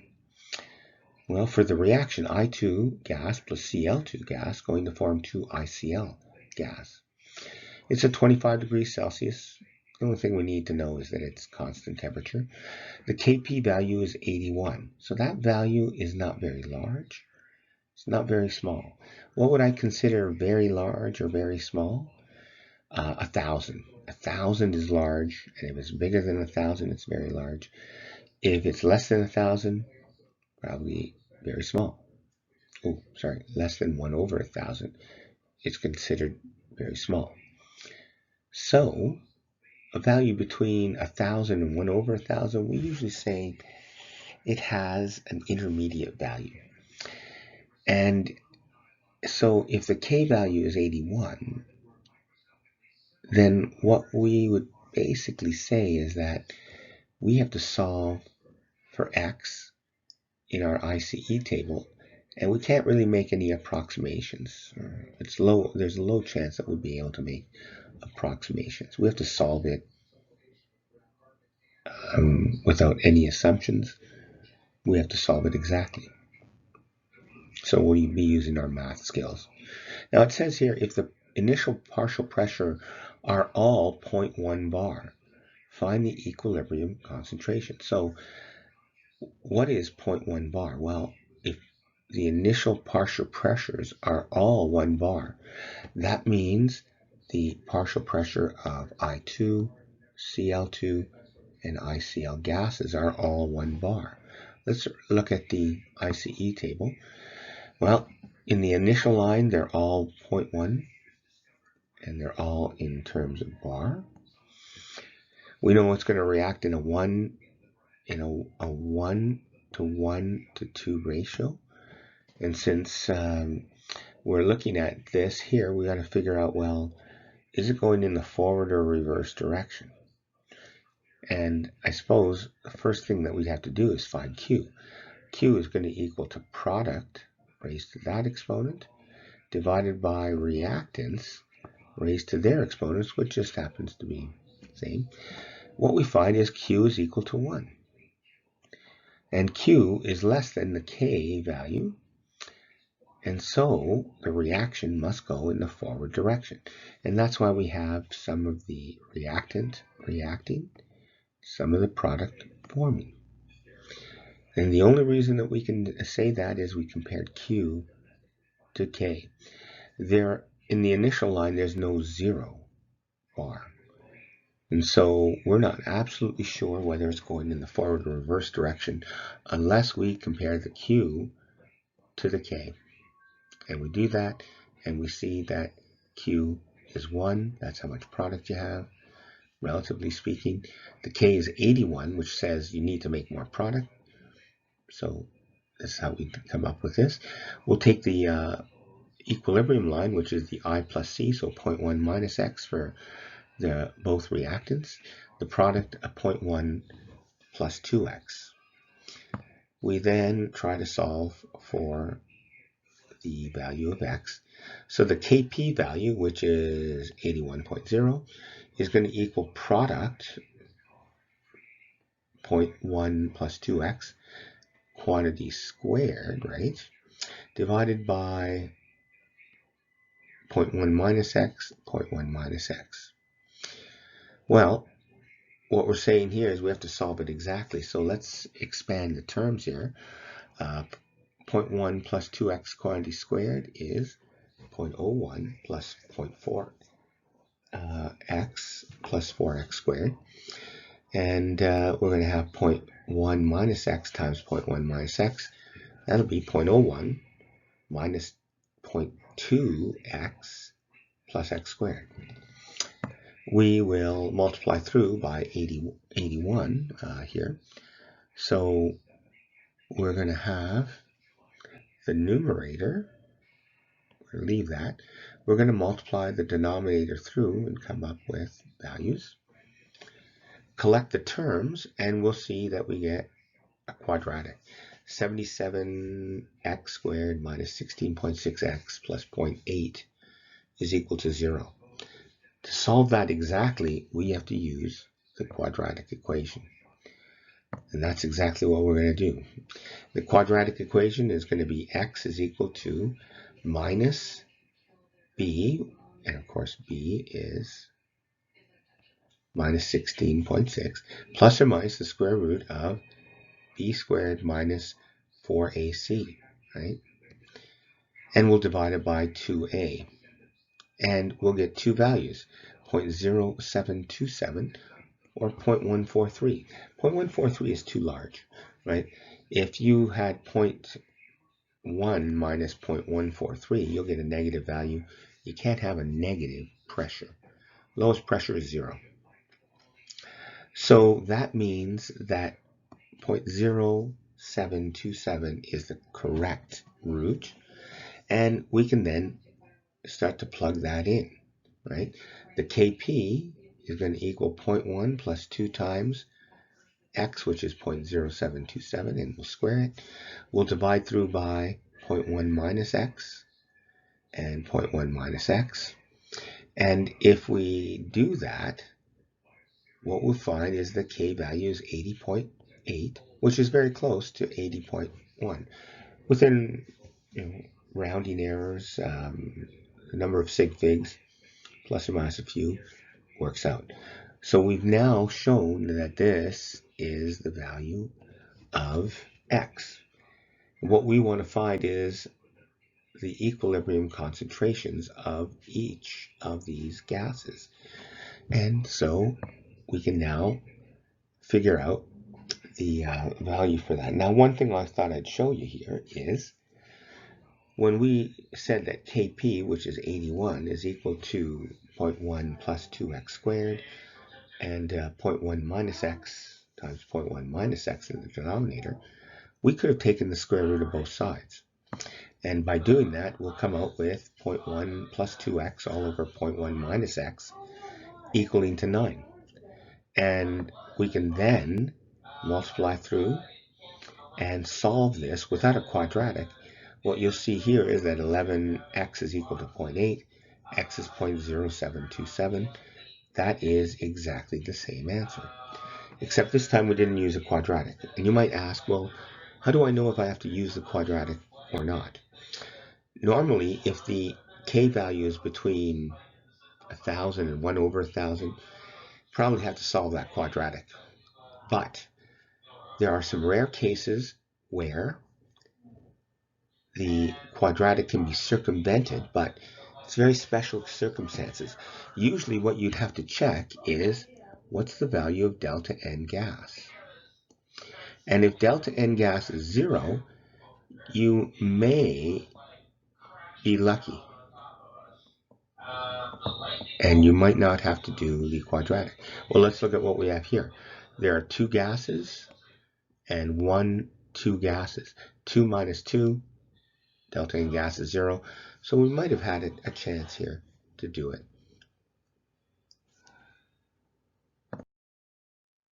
Let's consider another reaction. For this one, we're taking I2 gas, and it's decomposing to form 2 I gas. The Kc at 1,000 Kelvin is 3.76 times 10 to the minus 5. And we'll start with 1 mole of I2, and it's placed into a 2-liter flask, and it's heated to the 1,000 Kelvin. What we'd like to figure out is, what is the equilibrium concentration for I2 and I gas? A hint here, we're going to use the quadratic formula to solve for x.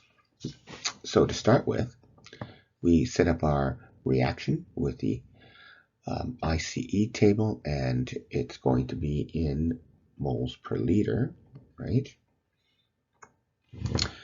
And initially we're told there's 1 mole in 2 liters, so 0.5 molar. And there's no I gas. We know it reacts in a 1 to 2 ratio, so minus x and plus 2x. We know it's going to form the I gas because it's at 0. It needs to have some of it form. And at equilibrium, I plus c, 0.5 minus x and 2x. Great. We're going to be using the quadratic equation, and so we need to get it into the proper form. Well, we know that Kc is 3.76 times 10 to the minus 5.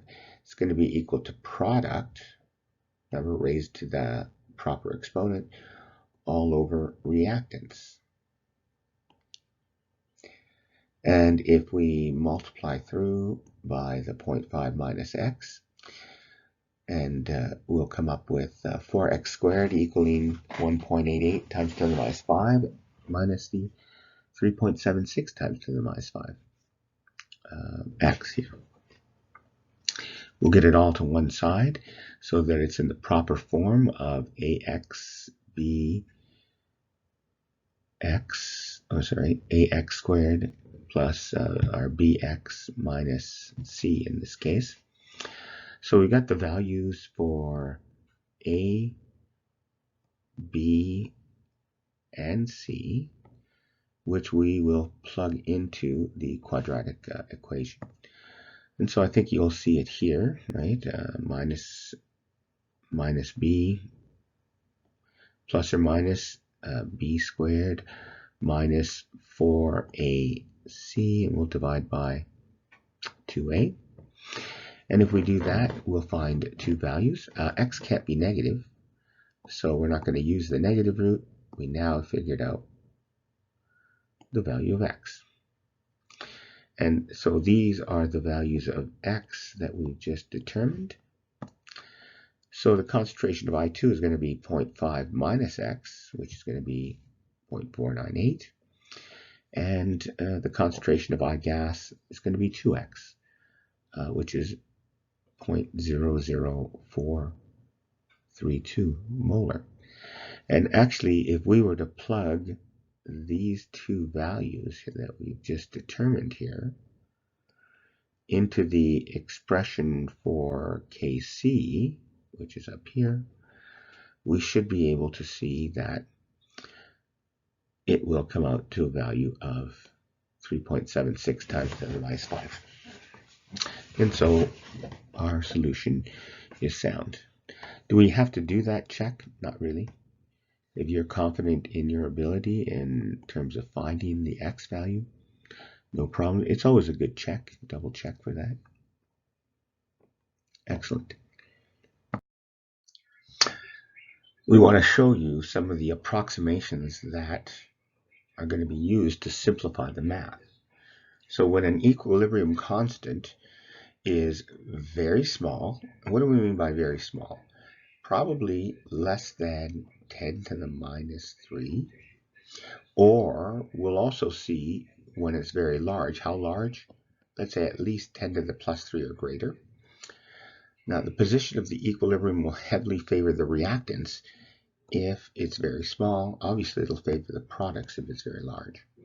Now for relatively large initial concentrations of reactants, the reactant concentration won't change significantly when it reaches equilibrium. So what we're trying to say here is that if you start off with something relatively large and you add to it something or subtract something that's quite small, that quite small amount basically can be assumed to be near zero, and so it doesn't really change the concentration that you started with. And that means that at equilibrium, the initial concentration of that reagent can be used because the amount that reacts is really small. Now, we approximate the equilibrium concentration of the reactant to be the same as that of the initial concentration. Will it be exactly the same? No. It'll be off a little bit, but we're assuming that it's not going to be off by very much. So just as an example here is something that has a lot of stuff at the front door. And at the front door, we've got all this stuff. What happens if I add a little bit to it? So hopefully what you saw is that I added a tiny bit to it. Did it change it very much? Not really, right? So if you add a little bit to something that already has a substantial amount present, it doesn't really change it very much. Same is going to be true as if I removed it, right? By removing that little bit, it still looks about the same, that there's not much of a difference. So by subtracting a little from something that has a lot doesn't make it look much different. So this is where we get this idea that the equilibrium concentration is going to equal the initial concentration, because the amount that's being subtracted can be thought of as quite small, close to zero. What about if we start with something where there's nothing present? Well, if you look at this and then all of a sudden I add something to it, you're going to look at that and say, oh yeah, that's quite different, right? So when you add a little to something that has nothing, it changes a lot. And so the concentration of X at equilibrium, if you start at 0 and you add that little something to it, you can't say that it's equal to 0. It's noticeable, right? This is noticeable compared to when it's not there. So that's sort of the analogy that I'd like to maybe share with you there. All right, so when we do this assumption, we say that, well, we haven't really removed very much or added very much. What we have to do is we have to check our approximation, and we compare the approximate value that we're coming up with to the value of that change that we're saying is quite small. And so the approximation, what we want to see is that the change that we're assuming to be 0, and it's not going to be exactly 0, is less than 5% of the assumed unchanged concentration. And that's true, then the approximation is valid, right? Maybe as another analogy, if you lent someone $100, a friend, $100, and then he gave you back, let's say $97, right? That's not a huge difference. That's only 3% different. You might look at that and say, well, that's good enough, right? You basically gave me $100 back. So as long as it's within 5% of the amount that you started with, right, we can assume that the two are effectively the same. Obviously, if you lent someone $100 and they only gave you $70 back, you're going to sit there and go, well, yeah, that's a lot. That's not the same. I gave you $100. You're only giving me 70, right? That's greater than 5%. And so we would not accept that. But here we might accept that $97 is close enough to 100 that we just let it slide.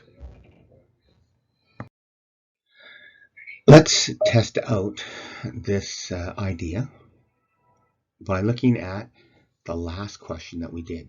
That's the one where we had iodine reacting to form I gas, Kc 3.76 times 10 to the minus 5. That value is quite small. It's less than 10 to the minus 3. And so we're going to use this simplification. And hopefully what we're going to see is that we're not going to use the quadratic equation. So again, we have the ICE table, initially 0.5 and 0 of the I gas, minus x plus 2x, 0.5 minus x, and 2x. So we're going to assume here that x is approximately 0. It's not exactly 0, but it's close to 0. What does that mean? Well, that means that we can make an assumption right here. Now, we can't make an assumption here, right? Because we're saying that 0 plus something small, well, it's going to be that something small. So we'll have to leave it as is. It's only when you subtract or add a tiny value to a non-zero value that you can make this approximation. All right, what's the math look like? Well, previously, we had to solve this.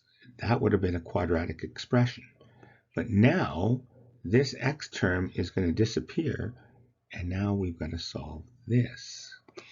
And hopefully you can see that that looks like something very easy to solve, right? we're going to have then, by multiplying through 1.88 times 10 to the minus 5, which is the product of 0.5 and 3.76 times 10 to the minus 5, that's going to equal 4x squared. We can divide by 4 and then take the square root, and we can find that x is 0.00217. Now, if we use the quadratic formula, we would have gotten 0.00216. That's very close, right?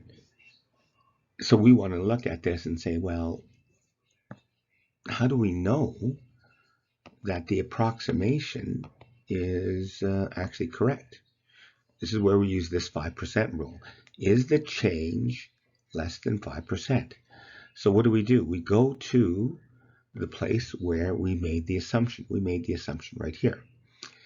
What we want to do is look at the change versus the initial and see if it's within 5%. Well, the change over the initial times 100%, there's the change. It's just x over the initial times 100% of 0.434%. That means it's valid because it's less than 5%. And you can see, wow, if it's less than 1%, agreement is excellent here. All right.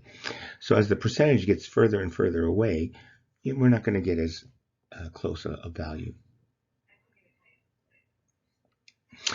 But I'm hoping I showed you here that by making the assumption that it's a small value for k, that x is going to be small, and we made these assumptions, that it simplified the math tremendously. We didn't have to use a quadratic formula. And even if we did use it, it was going to be off in the last significant digit. And as long as it's within plus or minus, 2 or 3 of the last sig fig, got a really good answer. For yourself, try this practice. We have a reaction where N2O4 breaks up to form 2NO2. The Kc 1.07 times 10 to the minus 5. So if the initial concentration of N2O4 is 0.0125 molar, what's the equilibrium concentration of these two gases? I have the answer here for you.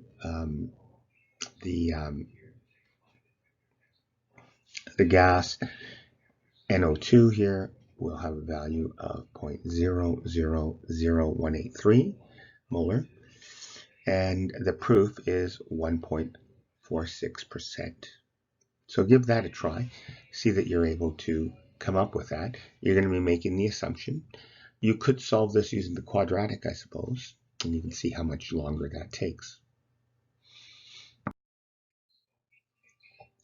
Can we use this method if the k value is very large? And initially you might look at that and say, no, it doesn't make sense. That if k is very large, how can you use this method? Well, let's consider a reaction 2A plus B going to form 3C plus D. The k value I'm going to choose 2.25 times 10 to the 6th, so it's quite large. We're going to have initial pressures of 0.1 bar of C and 0.2 bar of D. And we're going to calculate the equilibrium pressure of A. I suppose we could find all of them, but right now we're just going to find the equilibrium pressure of A. Notice that the k value is very large. Well, if we wrote out the ICE table, and of course this one's in bar, 2A plus B going to form 3C and D, the initial concentrations are 0.1 for C, 0.2 for D. And now we know that it's going in the reverse direction. So it's going to be minus x minus 3x plus x plus 2x because of the coefficients in front. And so at equilibrium, we'd expect 2x, x, and 0.1 minus 3x and 0.2 minus x. If we were to try and solve this exactly, you're going to have an x to the 4th term. It'd be a mathematical nightmare. What we're going to do is we're going to make an assumption here. an approximation. What we're going to say is that x is very small. Now, you might sit there and go, well, when can you make the assumption that x is really small or really large? You can make it any time you want. However, it has to pass the 5% rule. So right now, I've made it really small. And so we'll have approximations for C and D. But we won't have it for A and B, right? Because it's being added to 0. That's substantial. Well, what we would then do is go that the K value, Kp, that's provided is equal to the product raised to the proper exponents divided by the reactants raised to their exponents. And what you should see here is that this is going to be very easy to solve.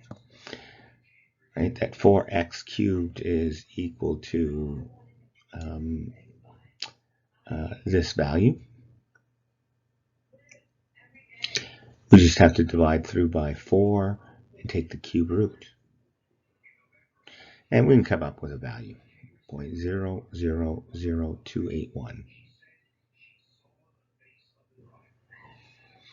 So instead of having to solve a nightmarish mathematical expression, we've simplified the expression. We can solve it really quickly.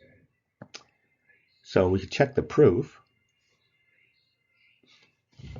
So wherever we made the assumption, the initial and change line, those are the ones that we're going to compare. Now, if you compare 3x to 0.1 and x to 0.2, you'll see that this will give you the biggest error. So what we'll do is we'll take the change line, which is 3x, here it is here, 3 times the x, divided by the initial, multiplied by 100%, and we come out with 0.843%, so it's valid. And so we can now say that the x value is the one that we see here, and it's fine. So if we want to know, well, what is the pressure of B? That would be the partial pressure of B right here. What would be the partial pressure of A? Well, the partial pressure of A is 2x, which is going to be 0.000. I guess that would be 562.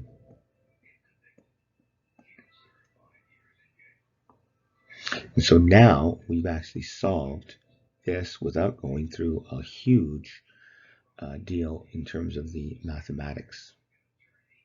And we could check this as well, right? What we're going to say is that the C and D are going to be the 0.1 and 0.2 respectively. Well, let me just do that here with my calculator.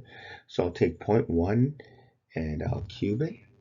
I'll take 0.2 and I'll multiply it by that, divided by 0.000281, and I'll divide by 0.000562, and I'm going to square it.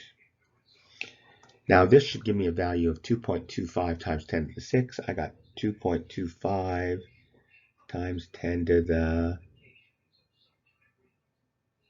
6th. So in fact, I was able to validate that to show you that, in fact, these are equilibrium concentrations. And we could see right off the bat that things are going to work out, right? 0.1 that we see here, if we actually subtracted 3x from that, well, 3x would have been about 0.0015. So it would have been a 1 at the third decimal point. And of course, at the third decimal point, that's plus or minus 1 just based on experimental errors and such, right? Great. So we can then end off this question. It only asks us for the partial pressure of A. It is 2x, 0.000562. What about when x is large, right? We know that it works all right with x being small. What about if x is a large value, right? That is not 5%, that is 95%, that's 99%. It's a really high value. Can we actually simplify the math by using assumptions?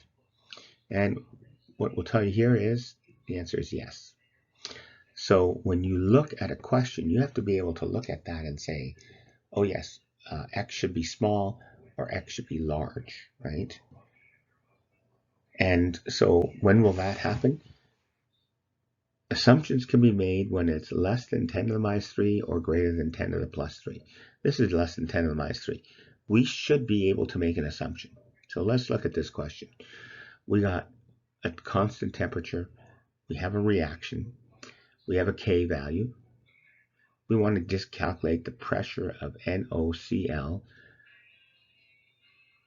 If initially we've got only the NO at 0.6 bar and the Cl2 at 0.7 bar, and it's sealed in this container at that temperature.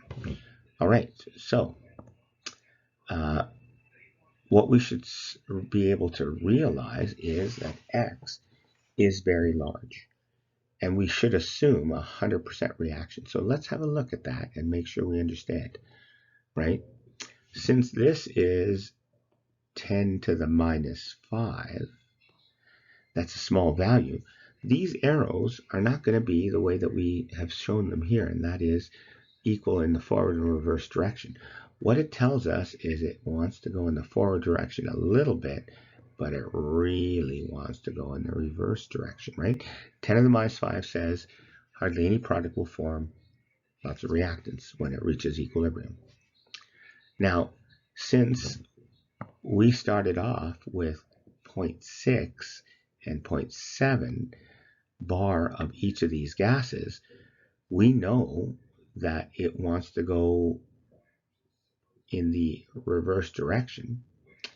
And we also know that in the reverse direction, it's going to be a huge amount of reaction. How huge? Well, one or both of these substances, NO or Cl2, will go to 0. So you can see that NO here, if it drops down to 0, because of the 2-to-1 ratio here, the Cl2 will only drop by 0.3, give us a 0.4 value here. What we're doing is we're taking the limiting reactant and having it go to 0. Now, if I assume that the chlorine was going to 0 and said that this was minus 0.7, well, then that would mean the NO would have to be minus 1.4. It's too large. You get a negative value.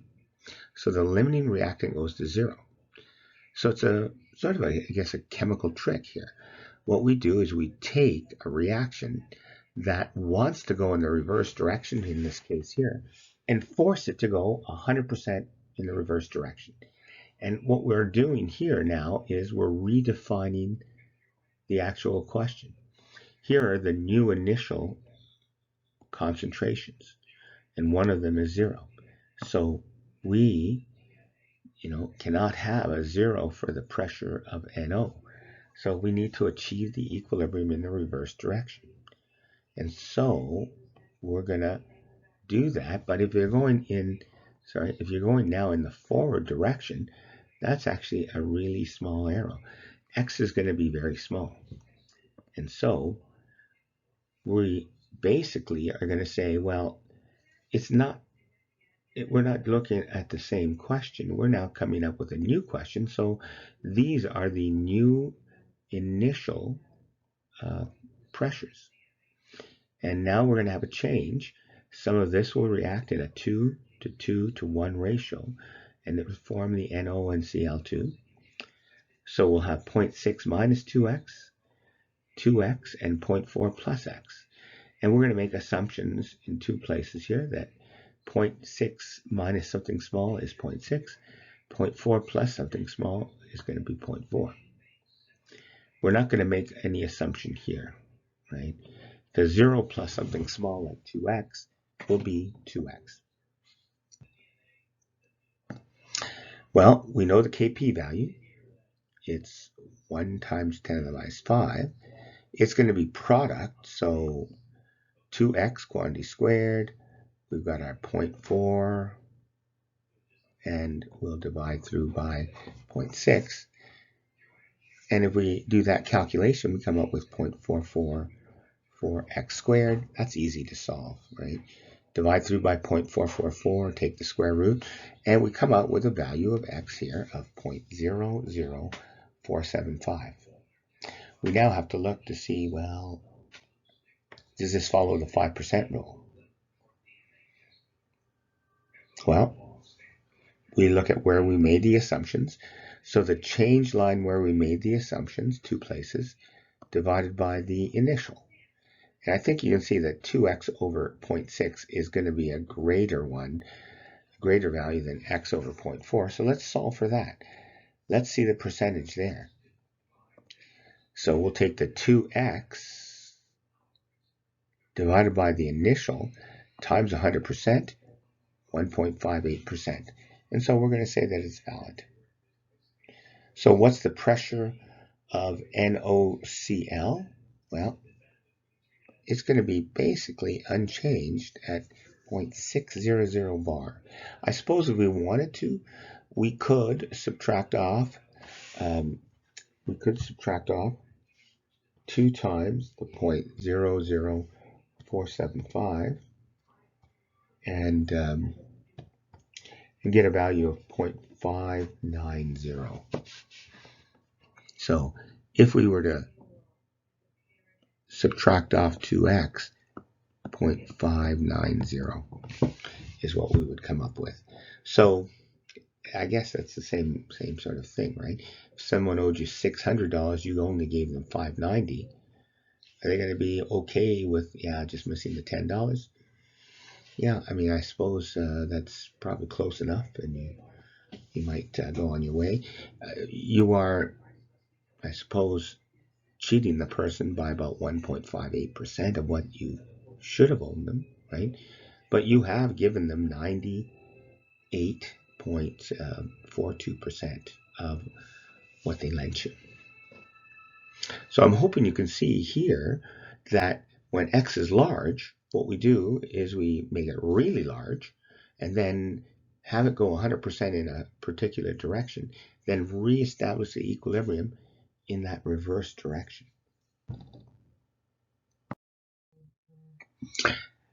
Let's now consider disturbing and restoring an equilibrium.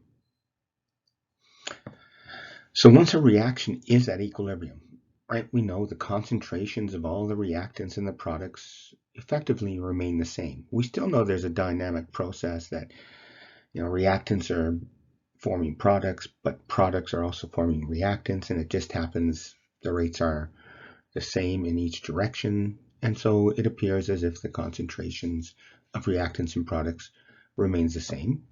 However, if conditions are changed, right, and the concentration of all the chemicals are going to be affected, and they'll change until they restore the equilibrium that was initially present. The new equilibrium concentrations will be different, but the equilibrium constant will be the same. So unless you change the temperature, if the equilibrium constant is 25, it will remain 25. And if you change any of the reactants or product concentrations and disturb the equilibrium, it will try to reestablish that equilibrium. This is known as Le Chatelier's principle. Now, Le Chatelier's principle states that a system, and very important, it is at equilibrium. When it's disturbed, the reaction shifts to minimize the disturbance that was initially imposed. Easiest thing to do is to look at an example, right? So let's do that. So we're going to consider an example here. We're going to practice Le Chatelier's principle. So in this example, we're given a reaction, 2SO2 plus O2 going to form 2SO3. We can see that this reaction has a delta H that's negative, 198 kilojoules, which means that energy is actually a product. It's exothermic. So right now, this reaction is at equilibrium. We want to look at how each of the following changes will affect the equilibrium concentration of each gas once equilibrium is restored. And really what we want to know is, with the following changes, are we expecting the reaction to go more towards the right, more toward the left, or will it be unchanged? All right. Let's look at adding more O2. And if we add more O2, that means that this is going to be unbalanced. There's too much of it. Le Chatelier's principle will try to remove that imbalance by getting rid of the added oxygen. And so the reaction should go and shift to form more SO3 in the forward direction. How about if we condensed SO3, pulled the SO3 out, right? So now we're actually decreasing the amount of SO3. Well, Le Chatelier would tell you that that's a stress on the system. Removal of SO3 is a stress on the system. It's going to try and minimize that stress by trying to form some SO3. So once again, it'll shift to form more SO3. How about compressing all the gases? Now what'll happen is, when you compress all of these gases, all the partial pressures will increase, right? The partial pressure of SO2 will increase, O2 will increase, SO3 will increase. They're all increasing. So you might look at it and say, there's not going to be much of a change. Well, that means the internal partial pressures have increased because of the partial pressures increasing for the reactants and products. And what it'll do to minimize that is shift to the side that has fewer gases. So once again, it's going to shift to the side with fewer gases in order to try and bring down the internal partial pressures of the reactants and products. Again, shifting to form SO3. How about cooling the container? We're going to cool down the container. Well, if you're cooling down the container, it's an energy change.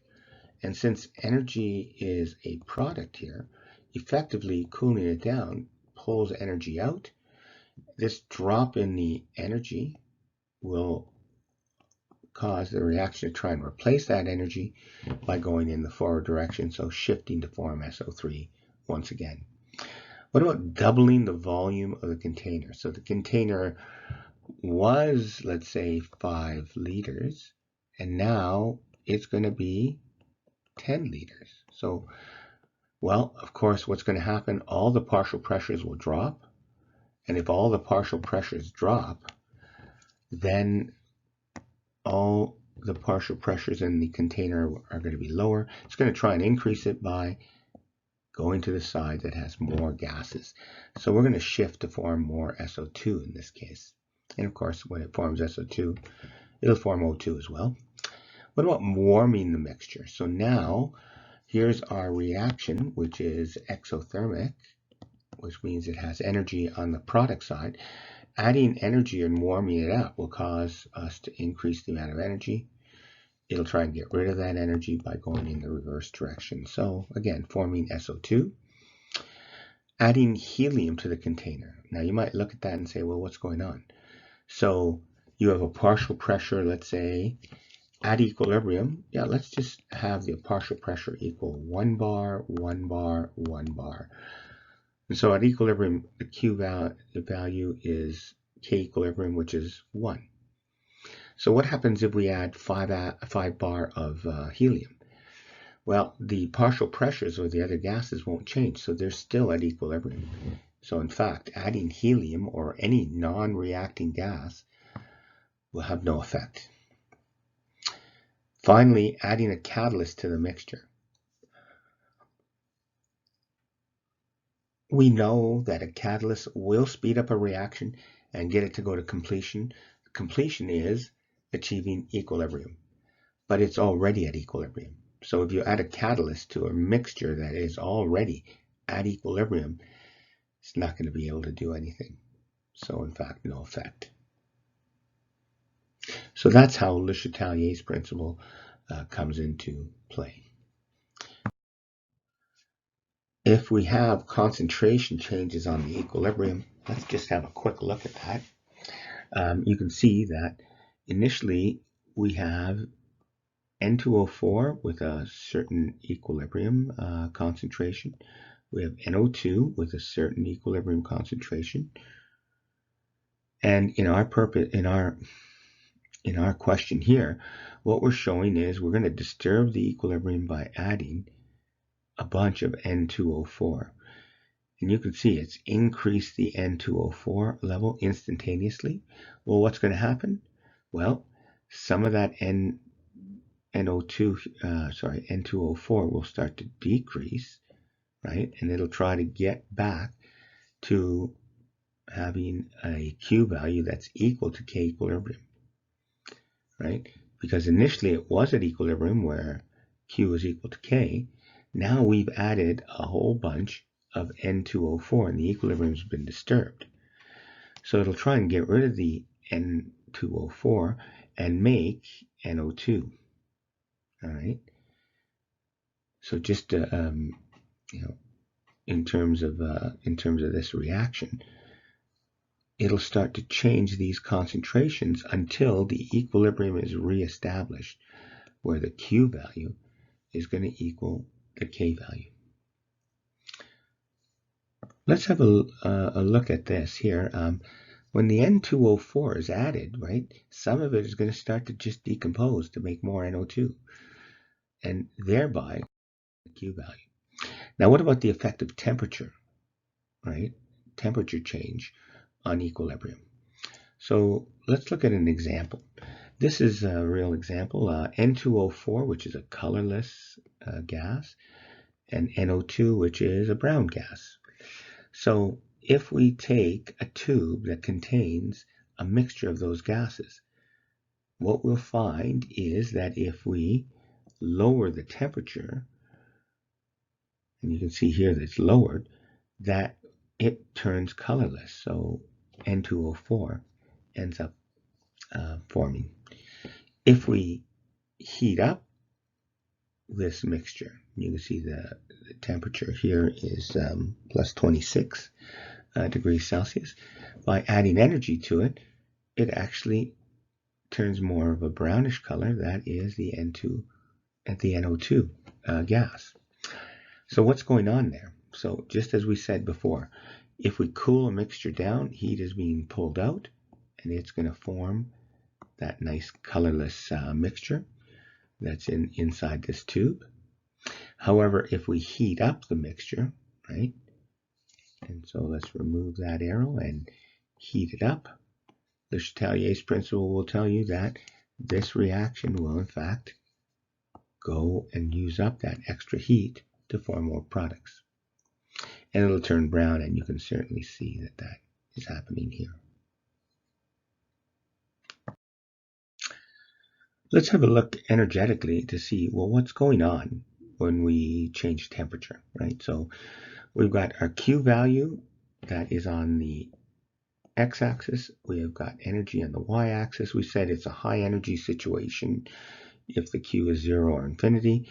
Somewhere in between, we're going to have a K value, right, or a Q value that is the equilibrium constant. It's going to have some value. And this is at 25 degrees Celsius. Well, what happens if you have a reaction, and let's just go A in equilibrium with 2B, and this reaction is endothermic, so the energy is on the reactant side. Well, if you change the temperature, let's say we change it to 65 degrees, what actually happens is the curve shifts slightly. And look at what's happened here. It shifts such that the new equilibrium has more product. Yes, so think about an endothermic reaction. We add energy to it. It is going to make more product. And that's what's happening here. The two curves are offset. So what exactly is going to happen then? Well, you can see that if you're at equilibrium at 25 degrees Celsius and all of a sudden you change it to 65, your Q value is not going to change because the temperature's changed. So now you're on a new curve. You're on the curve for 65 degrees Celsius. And when you're at that point, it should make sense that you're going to have to try and change the Q value to make it larger. And the only way you can do that is go in the forward direction and make more product until you get to the equilibrium constant. So that's effectively what's happening when you change the temperature. You keep the Q value about the same. You are now on a new curve, and if you are at equilibrium on that new curve, then you're not going to move forward or reverse. But depending on if you're on the left or right of that new K value, you may go in the forward or reverse direction. Well, what about not changing the position of an equilibrium? That is the effect of a catalyst, right? Well, catalyst provides an alternate, more efficient mechanism. And a catalyst works for both the forward and reverse reaction. So when a catalyst affects that rate of the forward and the rate of the reverse reaction, it'll affect it by effectively the same factor. Therefore, a catalyst does not affect the position of equilibrium, right? As we mentioned earlier, a catalyst makes the reaction go faster. Where's the reaction going to go? To completion, which in our case is going to be an equilibrium process. So it'll get to equilibrium faster. But if you already start off at equilibrium, the catalyst is not going to affect the position of equilibrium.